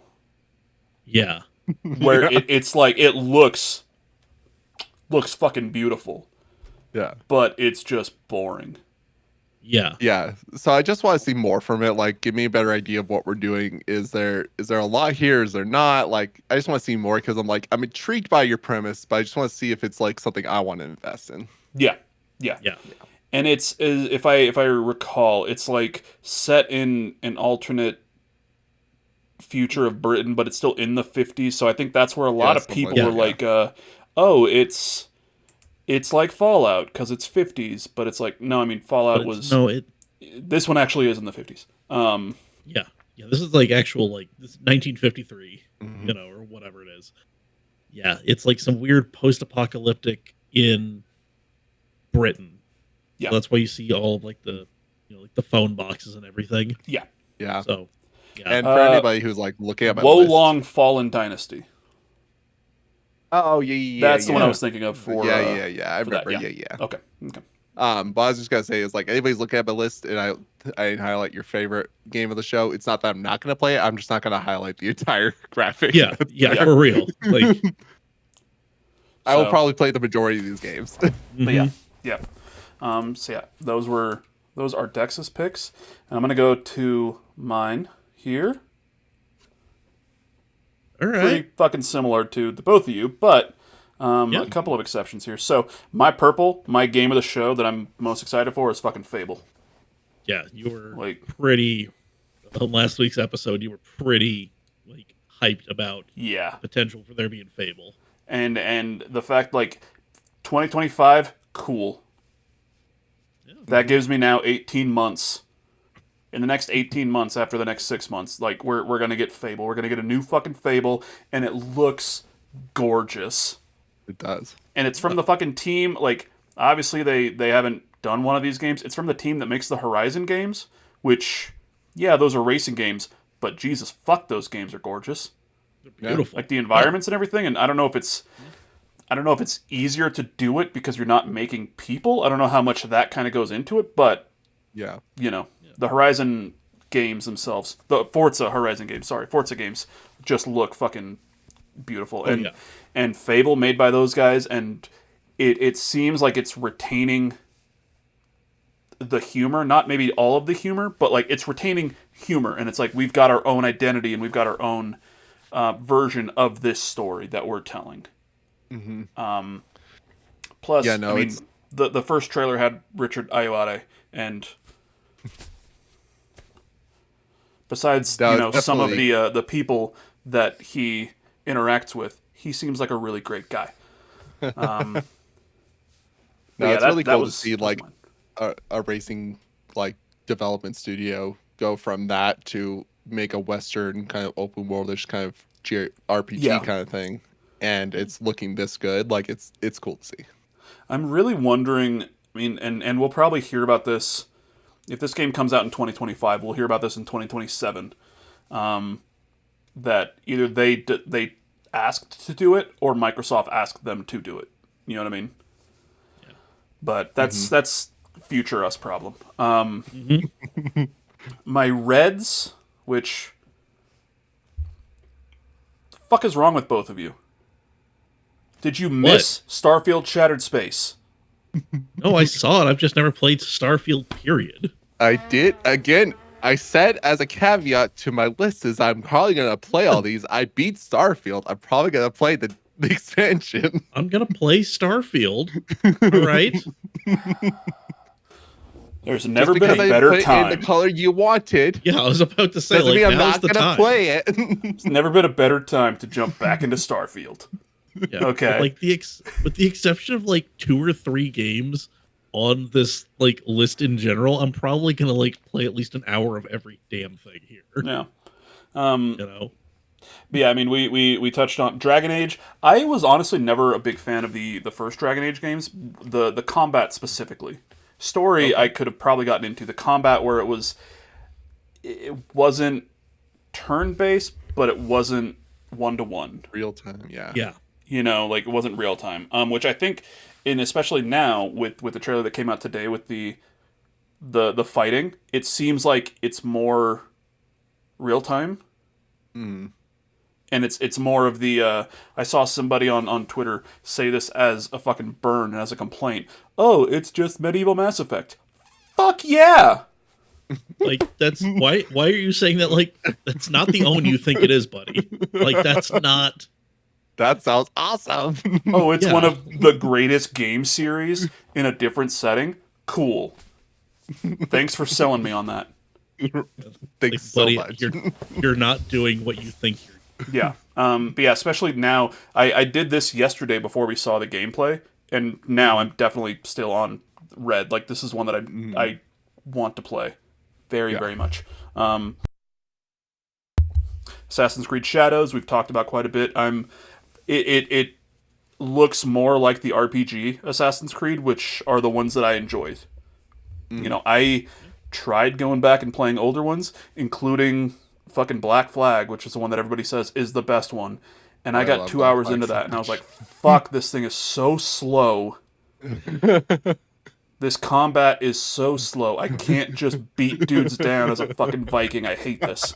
The first one is definitely the one I tell people don't go back to. Don't ever touch it. That was a rough one. See, that that's was a the rough thing. one. I played the first Assassin's Creed when it came out, and it was getting these rave reviews. And then, even then, I was like, "This is so slow." Yeah. That being said, I fucking love the storyline of Assassin's Creed. I'm one of those sickos that loves the modern day storyline because it makes no fucking sense and it's all just crazy. And there's aliens and there's Templars and there's assassins and there's fucking the piece of Eden that then makes you stab some Shit. It's dumb as fuck and I love it. Michael Fassbender. Michael Fassbender. I am the fan that once Desmond died, I didn't give two shits about the main story anymore. I was just like, just let me do shit. Yeah. Like when I played Valhalla, I started it and you start off, you start off as Eivor and then you go to the modern day and you play as whatever her name is, I forget. And then I went back and I went to YouTube and just looked up a fucking video on the story of Assassin's Creed, and the only ones I could find were 2 hours long, and I was like, I guess I'm doing this. Yeah, as soon as they were like, Desmond, bye-bye, I was like, what's the point anymore? Yeah. I'll still play it, but no. But yeah, this seems like, once again, I've said it before, it seems like the best of both worlds when it comes to the more modern RPG ones and the more, the sneaky, and my thing with the original games, and with Black Flag even, is not that, you have to be sneaky, you have to do this. It was just the controls themselves, and the movement just felt clunky. And it felt 100%, so slow. So if you've got the movement and the controls and everything of the RPG games, but then the, the more stealth-focused mechanics and everything of the originals, like that, for me, perfect. Plus, then I can just be Yasuke and I can beat the fuck out of fools. Yep. Stalker 2 looks fun. Looks cool as shit. Looks great. Fallout 76, Skyline Valley. I'm going to be playing that tomorrow. 100% just going around looking at that. Yeah. I did the new mission a couple times in the PTS. It's a fun kind of wave, enemy wave event where you're gathering resources to get a lightning rod machine essentially powered up, and as you're doing that, you're getting waves of the new enemies, the Lost, who are the Vault Dwellers from Vault 63 in the game. They're wearing Vault 63 suits, so I won't spoil what happened to them, but they are that's the enemy in that area, and for those missions they're called the Lost. Okay. I also thought it was cool that they little mention there where they announced you get to play as a ghoul finally. Yeah, in 2025. I think that's super cool because I know people have been asking for that for a long time, and so I think it's really cool they're adding that. Yeah, and the ghoul thing, they've come out a little bit and said a bit more, or I don't actually know if they did or if it was they had a bunch of creators come down for something recently. I don't know if it was just because of the show or to come down and kind of check out what's happening. And they were told, hey, in 2025 you're going to be able to be a ghoul. And they all had questions, and you'll have to be level 50, which is kind of the soft cap in the game anyway. You have to be level 50, and then you'll get a mission, or you'll get a quest line. And at the end of that quest line, you get the choice whether or not you want to become a ghoul or not. Nice. And then when you are a ghoul, you don't take radiation damage, which makes sense because ghouls don't take radiation damage. But that means that you can't play what's called a bloodied build. I don't know how you guys aren't as well versed in Fallout 76 as I am, because I'm a fucking. No, you were my captain, and exactly. I followed you. So a bloodied build refers to a character build that has very low HP at all times. Okay. So there's weapons and there's armor and everything, and there's armor pieces in the game and perks where the lower your damage is, the more power you do, and the more attacks you do, and the better your defensive rating. I forget the damage something is. So what people do is they'll get down to fucking 50 HP. So this little tiny sliver. but instead of it being 50 HP and then nothing, they'll get radiation, so that 50 HP is essentially just that's their limit. Because unless you take rad away or you use a radiation shower thing, like, your radiation doesn't go away. Right. So they'll get down to, like, they'll get like 90% radiation, 10% HP, which then maxes out this bloody build, which maxes out these weapons and these armor pieces and the legendary effects and everything. But because you're a ghoul and you don't take radiation damage, you can't be a bloody build. Right. Because you can't just stay there unless you're constantly fucking getting hurt or something. Like, you can't get that radiation to stay there. So bloody builds are going to be out. And what was the other thing? No bloodied builds. And also, if you're a ghoul, it affects how you can actually interact with the other factions in the game. Mm-hmm.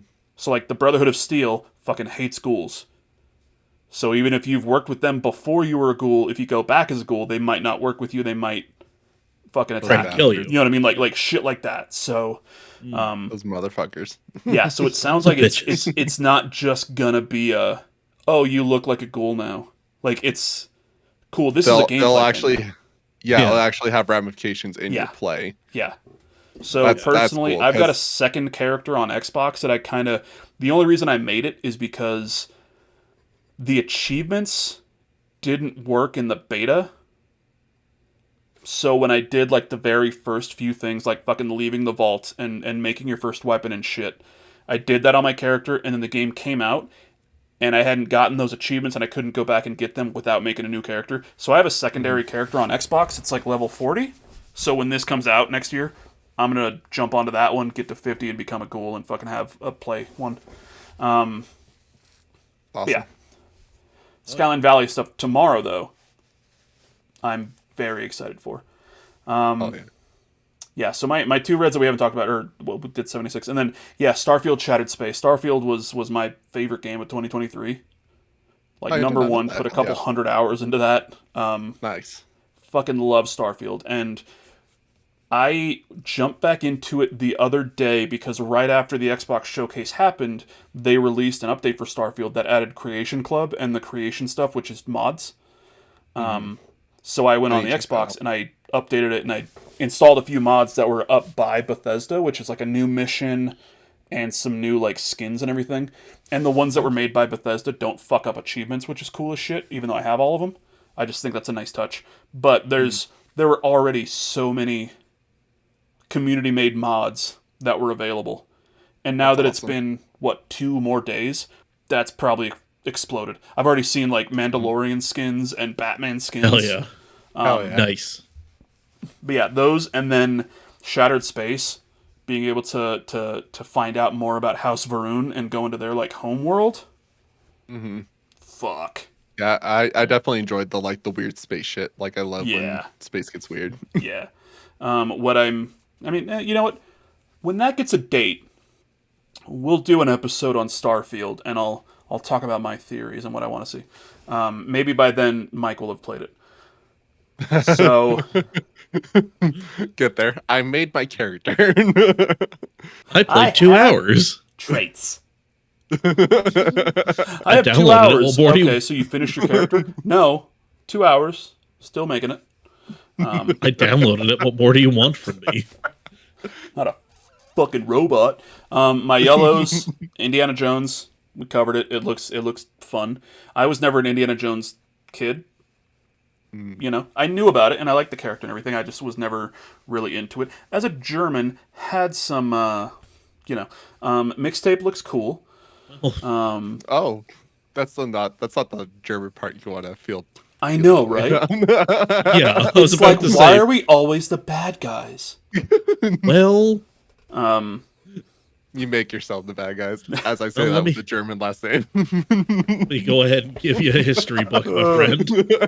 No, but Indiana Jones looks. I mean, as someone who's never really into the character, it just looks like it's going to be a fun game to play. Yeah, simple enough. Mixtape, talked about it. Looks like it's going to be a really cool, emotional time, but a time that's going to be well spent, an enjoyable time, I guess you can say. Expedition 33. fucking Ben Starr in a Persona game? Fuck yeah. South of Midnight, covered it a couple times here already. Looks beautiful, and the actual gameplay and the I probably would not have put this in yellow if it was just the same trailer as last year, where we kind of just saw this setting. Right. You know, but seeing the gameplay and seeing the battle mechanics, yeah, I very much want to play it, but it wasn't a red for me. Yeah. Flintlock just looked like cool, you know, using like all the powers and shit. And then Atomfall, I'm very, very interested. I was hesitant on Atomfall, either blue or yellow, because I definitely want to see more about it. But just the vibe of the environment stuck out to me a lot. Yeah. For blue, Doom, the Dark Ages, kind of like you, Dex, where I'm not a big Doom guy, but like, you know, when Doom came out and it was on Game Pass, I installed it and I played it a bit, and I was like, this is cool. Doom Eternal came out, I installed it, I played it a bit. This is cool. This one, I'm gonna download it, install it, and play it a bit, and be like, this is cool. Probably not gonna finish it, but you know, it's gonna be a fun time. Life is Strange Double Exposure. I haven't played any of the Life is Strange games, but this whole kind of alternate reality thing, I'm a dumbass sucker for.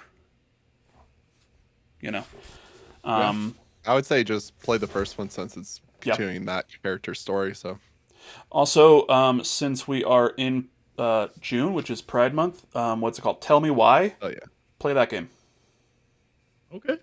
It is similar to Life is Strange, kind of that kind of, you know, I think story it's made by the based same thing. people. Yeah. Tell Me Why. Play Tell Me Why. Perfect Dark looks cool. Once again, I'm not convinced that was gameplay that we were seeing, but the world looks cool. Winter Burrow was the little like mouse game. Yeah, the mouse game that. Yeah. Oh. And you, I love the little stoppy animation. And fucking build the bridge to go see your friend, and then a fucking owl steals your friend. Like, I literally screamed no when that happened. I was like, watching that, I'm just like, no. That just looks like an interesting game that I don't think is going to take 50 hours. No. You know? And then my other blue was Metal Gear Solid Delta. Snake Eater. I have never played a Metal Gear Solid game. Yeah, interesting you have this one in blue after talking about how, like, slow and you weren't super all about the sneaky, and this is very much so you have to be real sneaky. Yeah. So I don't know how much I'm going to like it, but I definitely want to see more. So know our good friend Neo Aoshi. He's a huge Metal Gear Solid fan. Yeah. And he loves the series a ton. Like, it's like it's his thing. And so I've never played any other Metal Gear Solid game except 4, and that's the only one I've played and beaten. And every time I tell him, I make him cry. He's like, why would you do that? Well, Neo, if you're listening to this, which I'm assuming you are, I haven't played any of them. I want you to stream this so bad. They're coming out that new collection soon. I think it did come out already. Oh, did it? Yeah, when they announced this the first time, they also announced that collection, then it came out shortly after. Okay. Mike, when this comes out, I'll fucking stream it. Please do. That is a guarantee. I own this game. I own the original. Yeah. And my God, this like all the Metal Gear Solid games are challenging. This is the only one that frustrated me to the point where I'm like, you know what? It's in the collection. That's good enough for me. Interesting. I didn't know what was happening in Metal Gear Solid 4, but I was like, I like the game a lot. I was like, this is pretty cool. Pretty awesome. The only thing that I know about 3, and maybe this isn't even 3, is there's a boss battle where you can put the controller down for like 3 days and win. Yes. You can, or it used to be you could change the time, like the date and time on your console, and then load back into the game, and your opponent died of old age. Yeah, because there's this old guy who was like in camouflage and would snipe you, I think. And it was a sniper battle, yeah. And then because he would just Yeah, like Mike could just die of old age. Yeah. So, Yeah, I think that's the cool aspect of Metal Gear is like Kojima being Kojima's weird fucking ideas and stuff like that. That or the Mantis fight where you would plug into player 2 to then be able to you beat had to him. plug into player 2 because it's reading your But then your he inputs would and read it's reading your fucking memory card. Yeah. Yeah, he'd read your memory card and make comments about your save files and stuff. Like that stuff's so cool. Yeah, and then he was reading your controller inputs. So like so you had to go to the controller put in. You could beat him on the player 1 controller port, but it was tough. It was like she was really brilliant for like using the whole system. Which is so crazy because no other game, you could never point to any other game on that system that did anything like that. Yeah. Like that's something so cool that I love about Kojima is like he thinks about these really other crazy ideas that nobody else is thinking about. Yeah. It's got a clock in there. You can change the clock. There you go. Your boss battle is done. He died of old age. Yeah. I mean, I definitely did fuck with the clock playing Fable 3. But that was just to get like millions and millions of gold. I don't know if you can do that anymore because everything's online all the time. But my goal with that game was always like get the amount of gold you need before the dark thing comes. That was it. No, that's like when you got control and you could like buy the places and make gold. You would get them all, get them set up, save your game, go out, go to the clock on the Xbox, change it to like 100 years in the future, go back into the game because you would make gold and you would earn gold in the real world. And when you'd come back, you would be able to pick it up. So you'd go back 100 years later and it's like, oh, here's fucking 80 billion gold. It's like, so cool. Cool. I win. Yeah, those are mine. You know, I think a lot of us had a lot of ones that kind of overlapped. Yeah. I do want to point out a couple of things here. Black Ops 6, as I go through these. Yeah. Nothing. World of Warcraft. Nothing. I will say I did download Craft just because Faded Sky Jeff kind of browbeat me into it. Yeah. And there's a deal on it right now, so I'm like, all right, take a flyer on it. Fair enough. You know? Yeah, with Age of Mythology. With MMOs, I've only really gotten into FF14, and that's the only one I've really like stuck with to a legitimate degree. I've dabbled in Warcraft because of friends in high school, but I'd never really like understood the story of what was going on or being excited for an expansion and stuff. And so for me, I was just like, that's cool. I'm glad they're getting another expansion. I think the in the kind of funny stream when this came on, the whole trailer is like a fucking retrospective of the entire series. Because I've seen those trailers before, and I'm like, oh, I remember that. Oh, that's so cool. like in the stream, as someone who hasn't played Warcraft, really, I've dabbled in it a little bit, kind of like everybody, a lot of people. But as they were going through it, like Andy Cortez and Snowbike Mike, who had played it, were like, wait, that's this. Wait, that's this. Are they about to announce this is coming to Xbox?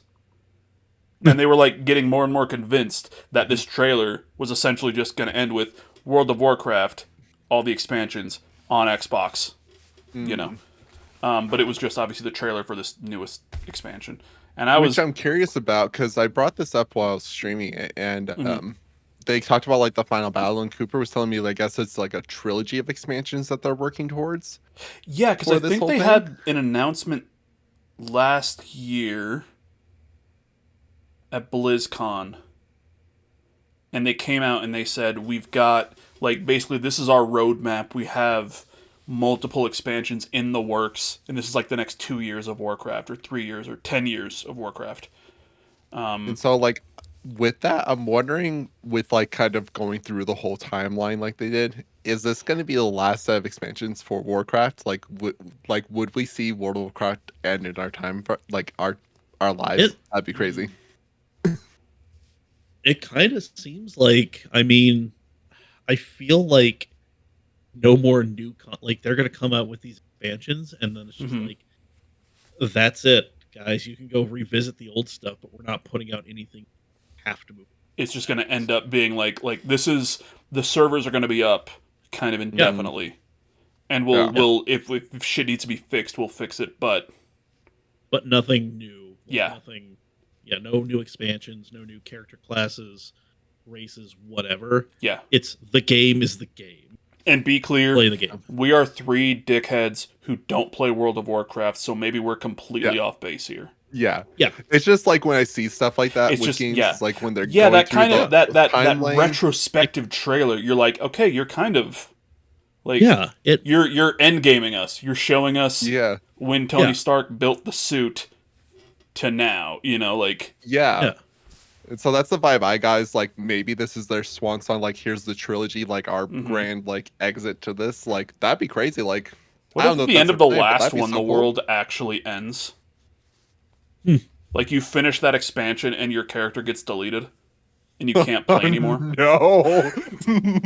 Oh man. I would like could you imagine? It's like that was so amazing, and it's like a Windows, like your character's now deleted. The last World of Warcraft trailer, or like the World of Warcraft trailer for like that last expansion, ends with director Hideo Kojima, and everyone's just like, "Oh fuck! Oh shit! Oh, something's gonna happen." Oh, I'd start watching so many World of Warcraft streams. And then with Call of Duty, like ever since I would say Black Ops 2.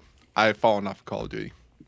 I think the last one that I got was Call of Duty Ghosts. The last one that I bought was Call of Duty. I think it was Black Ops 1, actually. But Ghosts came out on the Xbox 360 and the Xbox One. And you were able to like get a disc that worked on both, or like a code where if you got it on one, then when the one came, or when you got it on the 360, when the one came out, you would have it on that too. And I ended up with one of those codes. And I played it a little bit, and I was like, oh, okay. Yeah, like I think I was more into Call of Duty because around the time I was really into it, I was in high school, and like my friends, like we would. Whether it was Borderlands, Call of Duty, we were playing together, staying up all night, drinking Mountain Dew, that whole thing. And so that's why I was Dex like, is a child, and when I was his age at that point, we were playing Halo and doing LAN parties. We did play Halo. We would do lasso challenges and all that shit. So back off. Did you have a fucking LAN party in a house with 8 goddamn Xboxes? No, we didn't do that. And a shitload of Little Caesars and Mountain Dew game fuel? We just played online, Hawks. We used technology. Yeah. We didn't have that. Right? We didn't have that. We had to walk up hills both way to school. While it was blizzarding and then 100-degree weather. Look, Megan's parents were super dope and let us put a bunch of TVs around the house and in the backyard. It was incredible. Okay? That's awesome. That's so cool. But yeah, just Call of Duty in general, like ever since Black Ops 2, I've just like it's not me trying to disrespect the series, it's just there's not enough variation between entries for me to stay interested in this franchise at all. And like I talked to somebody who I'm friends with who used to work like kind of in that Blizzard Activision kind of stuff. And it's like a lot of like the developers want to do new stuff, but because it's so serialized and they wanted to kind of like just make sure it sells a bunch, they don't get to really implement those new kind of refreshing ideas. And so it's just like once they can do that, then maybe I'll come back. But I can only play zombies so many times. I can only do the same kind of style of campaign, regardless if it's in the future or in the past. Like World War II was forever. Like I get it, World War II, great, but exactly. I mean, who even remembers who the bad guys were there? But Black Ops 6. Clearly, at least one of us in this conversation. Hawks. But yeah, Black Ops. The end of Stony Mars podcast with this podcast. This is the last episode. What happened? It's a joke, everybody. I'm not German. World of Warcraft. I'm trying to think. I actually have like German shit right behind me anyway. But to say like it's like the random swastika, and you're just like. Fox, what's that? That was something like grandfather from Argentina gave me. All right. I have an FC Lorbach hanger right here. Little, not a scarf, but like a little pendant. You can't see it. It's off screen. It's my hometown. There's some fucking Euros swag from 10 years ago. There's a sign in German that I think is right above the camera. Anyway. But yeah, World of Warcraft, Call of Duty, Elder Scrolls Online. I tried playing that once, could not get into it. Age of Mythology. I think with Elder Scrolls Online, when we played Fallout 76, I was like, at least this feels like Fallout, but just make it MMO. Like, I still felt like I was playing Fallout. Elder Scrolls Online is very much that still, you feel like you're playing an MMO in a lot of ways. And correct me if I'm wrong. The only Elder Scrolls that I've really played was Skyrim. And this didn't feel like Skyrim. Does like Elder Scrolls Online feel more like Oblivion or the older ones? No. I've only played Oblivion and Skyrim, and it does not feel like either of those games. It's just very much like, this is in this world of Elder Scrolls, but it's an MMO. Rather than with Fallout 76, I feel like I'm playing Fallout. Yeah. Obviously, it's not like as in depth in a lot of ways, but like I still feel like I'm playing Fallout. Well, because Fallout 76 was essentially built upon the Fallout 4, kind of bones. So I mean, once again, I tried Elder Scrolls Online because I went into it being like, I like Skyrim, and I like Fallout and Fallout 76. Maybe I'll like this, and I was just like, it's not for me, it wasn't for me either. And then, Age of Mythology Retold. I'm not an RTS guy. Me either. That's why I'm like... Yeah. I'm glad RTS is getting more love recently, and people who love that genre can play more games, but it's just not me. Genre. And I'm glad that they seem to be coming out on console and doing really well, because I know that's a very hard control scheme to do on a controller, as opposed to a keyboard it is. And mouse. Yep. Then what were the Fragpunk? I don't think any of us had. No, Fragpunk and Sea of Thieves. Like Fragpunk looked interesting to me, and Cam Hawkins, who I think Hawks you're aware of, but I want Cam Hawkins on an episode of this show, but he doesn't listen or watch, so it's hard to. I can always text him out of his personal number. I know you do, and you're a fucking sweetheart. Okay, we appreciate it. I have connections through college. Don't worry. In Fragpunk, this was like, it almost seemed like a neon white thing. Yeah, and it was had very like cards, Valorant. and broke the I couldn't. And maybe I missed this. I couldn't tell if it was like an online shooter thing, or if it was like a story thing, or 5v5. Was it 5v5 hero shooter? So okay.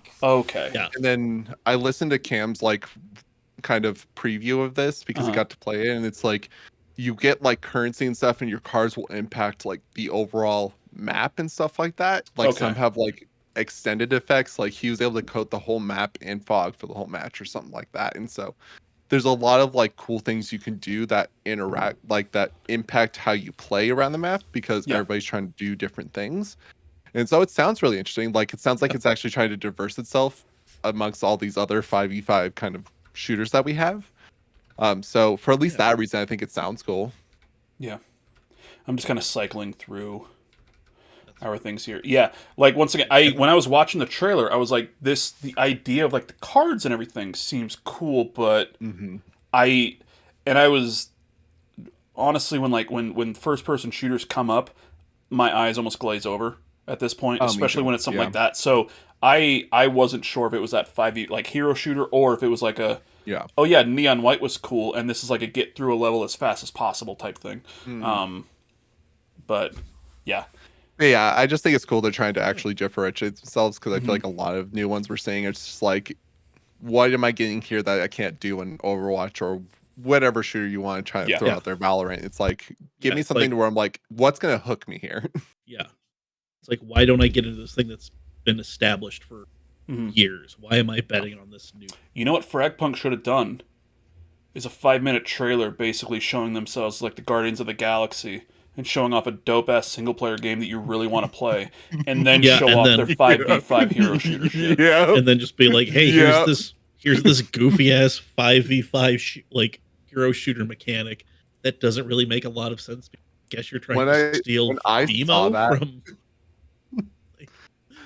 when I saw that, I was literally just like, "Oh my god, this is so funny!" Like I'm enjoying like the characterization, the personality, everything, and like this is so cool. And then they're like 5v5, and I was like, I was legitimately watching that trailer. I was watching that part, and I was like, "All right, I'm playing this fucker." Yeah. And then it was like, "Cool, here's gameplay. Overwatch." Oh, never mind. Yeah, I was taking notes, and literally my note was just like, "Why don't I fucking play Overwatch?" Yeah. It's just, and like my takeaway was like, I hope they have something that kind of helps it to diversify itself. But like, if it doesn't, I don't see it lasting. Like they said something. They're like, we're gonna release fucking videos every week every to time like you show log off lore, Yeah. and it's like, you know what would show off lore better? A video game. Show, don't tell. Yeah, let me do stuff. Yeah, or else I'll just play Overwatch and watch the fucking Guardians of the Galaxy movie. Let me play as my reptilian Star-Lord lookalike and go through a single-player adventure. And then the last thing was Sea of Thieves, which I don't think any of us had, which is kind of odd because Mike used to stream that on the weekly. Yeah. I mean, I still like it. Mike? Yeah.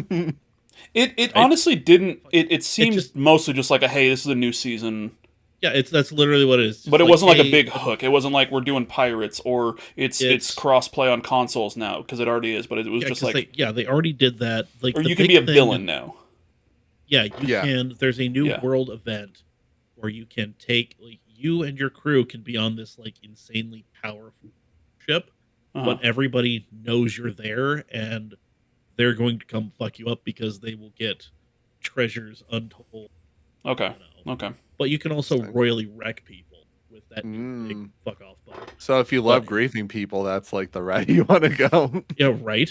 Like, there's no really wrong way to go in that scenario. So yeah. For me, Sea of Thieves is very much a game where I love what I've played of that game. Like, it's super cool, but I've just with any multiplayer game, I just don't have a consistent group that we go and play it enough to where I'm like, yeah, I'm invested in this. Like, what they showed was cool. I'm like, that's pretty interesting, but like, I'm not like super excited because I'm not actively playing. Yeah, that seems like Sea of Thieves is definitely one of those games where, I mean, at least for me and maybe for Dex, I don't know if Mike is the same way, where it's like, personally, I'm not a huge fan of just the gameplay of Sea of Thieves. It's fine. Yeah. But it's not like one where I'm like, because I think we Mike and I both have a group that we could be playing Sea of Thieves with nightly. Yeah. Yeah. But for me, I just don't enjoy it all that much. You know? Okay. Yeah, I mean... But it's definitely one of those games where, like, Fallout 76, I can go in there solo and play that for hours on end and, you know, just kind of do shit in the world. Sea of Thieves, I'm like, no. With my group with Sea of Thieves, it just kind of turned into, they just want to go fishing. Yeah. And I'm like, that's great. Yeah. You know, like, it seems like it's a cool place, like, you know, almost... once again, show my age, like an AOL chat room where you're like going in there with your friends and like this is your you know, socialization where we're all separated, but here we're in Sea of Thieves, we've got, you know, we can talk to each other, and while I'm doing this I can go fish and I can go do my, you know, my ship stuff and everything. But for gameplay, I could never really sink my teeth into it. How dare you not bring up PlayStation Home, you motherfucker. There's a goddamn reason, and you know it. All right. We're gonna switch back to the three of us here so we can wrap up. This has been a bit of a longer episode, and I feel like that's my fault, and I do apologize once again for having to pause, and then we had to kind of get the momentum back here. So I do apologize for that. But yeah, before we go, let's just do kind of last minute. Mike, I don't know if you're streaming anytime soon. Like I said, I'm going to try to go live the day that this goes up and play. I forgot what I said I'm going to play, but I'm going to do something. Yeah. I think you said, I don't know, Fallout or something. I don't know. I can't remember what you said you were going to do. I don't know. I'll try to listen to it. It was your Demon School. Yes. Yes. Demon School there demo. It is. Yes. I'm going to. I'll be streaming on Thursday, and I'll be playing the Demon School demo over on Steam. And then, depending on how long that is, might jump into some 76 and show off some Skyline Valley.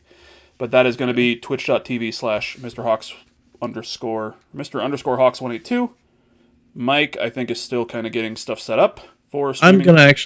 I'll probably hop on for just like a little stream on, again, the day this goes up, Thursday, just to kind of see how rough things are. Okay. I feel like I'm going to have to upgrade some components in both the gaming and streaming PC. So, well, if you want to hop on Xbox and play some Fallout 76, so we can do that. Dex, once again, you're invited. But Dex actually does have a regular schedule. Yes, he's good at streaming. He's good at it. We're bad at it. I'm consistent. I don't know if I'm good. You're fucking great at it, and I love scaring you with A Day to Remember. Oh, yep. Every time I get so great focused. Fucking clip. I think I'm gonna take that clip and post it on our Twitter. Oh, do it. I might make that our only YouTube short. Because I'm playing this horror game. I'm like, I am playing this horror game, and when I'm playing horror games, I'm so focused. I'm like, what the fuck is gonna happen? I'm about to go down this dark hallway, and all of a sudden, it's just disrespect your surroundings. Yeah, and I'm like, beautiful. In Dex's stream, he's got like audio things that you can do with channel points. And I joined in on this stream, and he's playing this horror game, and I could tell, because I've seen him play a few other horror games on stream, and he's like having a good time. I could tell this one not having a good fucking time. And he's like, what is that? What is that? Oh. And he's like already kind of terrified, and I just wait, and then I hit this audio cue, and it's in A Day to Remember song, and I forget the name of it, and I feel like an asshole now, but it's just very loud, very fast, and you just see him like over the top reaction, and then it's too much. I thought something was happening in the game, and I was like, "What the fuck?" Yeah. And then I did it to his wife, and I felt bad. No, it's so funny because like my schedule is Monday, Tuesdays, Thursdays, and Saturdays at 6 p.m. Pacific Standard Time. West Coast, Best Coast. You finished Persona 3 Reload when I wasn't watching, and I'm still mad at him for it. You know what? Stop worrying about work and your other adult responsibilities in life, and watch me play shit. I try. Okay, I know try. You do. I just wanted to see you cry, because the end of that fucking game. No, I definitely got emotional. I wouldn't say I cried, but I was definitely like, man. But now that you've beaten it, you are you can play the DLC, because the DLC. Yes. If you haven't beaten Persona 3 and you try to play the DLC, you'll be like, what the fuck? What did I miss? But yeah, you can find me anywhere pretty much at VerumDex. Yep. It's the same everywhere. So if you want to look at my YouTube stuff, my TikTok stuff, or just watch me on stream, you can find me anywhere. Dex. But make sure you follow Hawks, Mike. Both great people. Most important thing is follow Story Motors Podcast. Please, please, please subscribe on YouTube or whatever your podcast service of choice is. If we are not there and you're seeing this on YouTube and you're like, oh, I want to go subscribe to them on Stitcher. Yeah, like I wish I could just like listen to this as I'm, I don't want to see their faces. I just want to listen to this. And we're not on that. Throw a comment on the YouTube. Find us on Twitter at Story Motors Pod, and just let us know. Say, hey, we're not on Stacker 2 Podcast Network, so I'll try to get that. You guys should make a MySpace. I think that'll get people coming.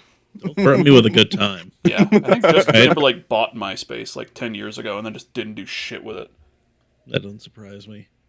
If you're listening out there on Apple Podcasts or Spotify, please give us a rating, give us a review, things that you can do. 5 stars, anything less, we're just going to go ahead and assume that you're a hating ass bitch. So that happens. It happens. Yep. And over on YouTube, please like, comment, subscribe if you haven't. Share it with your friends. Yes. I know that this topic is something that you've probably heard from a lot of other YouTubers or much smarter people than us, but we're just normal pieces of shit. Mm-hmm. Like you. Okay? Fucking we're relatable. Yes. Very relatable. I mean, who doesn't have a stack of car wash tokens just right at the ready? Oh, I have mine are in the kitchen in a drawer. I know exactly where they're at. I'm pretty sure those are they're free. right next to my Willie's tokens for free beers. Oh, hell yes. Fucking live in a small town, people. I mean, I say that. I live in Salt Lake. Yeah. But I'm if you live in Salt Lake City, go to Willie's, ask for the special. You will not be fucking disappointed. And Dex, you know what we got to do. Hi. Acknowledge him. Greg Miller. Acknowledge him. You put that one in the air, Dex. And you acknowledge Greg fucking Miller. Our Mike, Lord you don't and have to Savior. because you don't know who that is.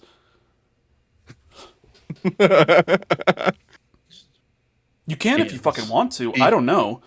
He hates PC a lot. He likes to scream about that. Fucking hates PC players. The outro music is playing now. Okay. As we're talking about Greg Miller and we're acknowledging him and hating PC players and any and everybody in Kansas.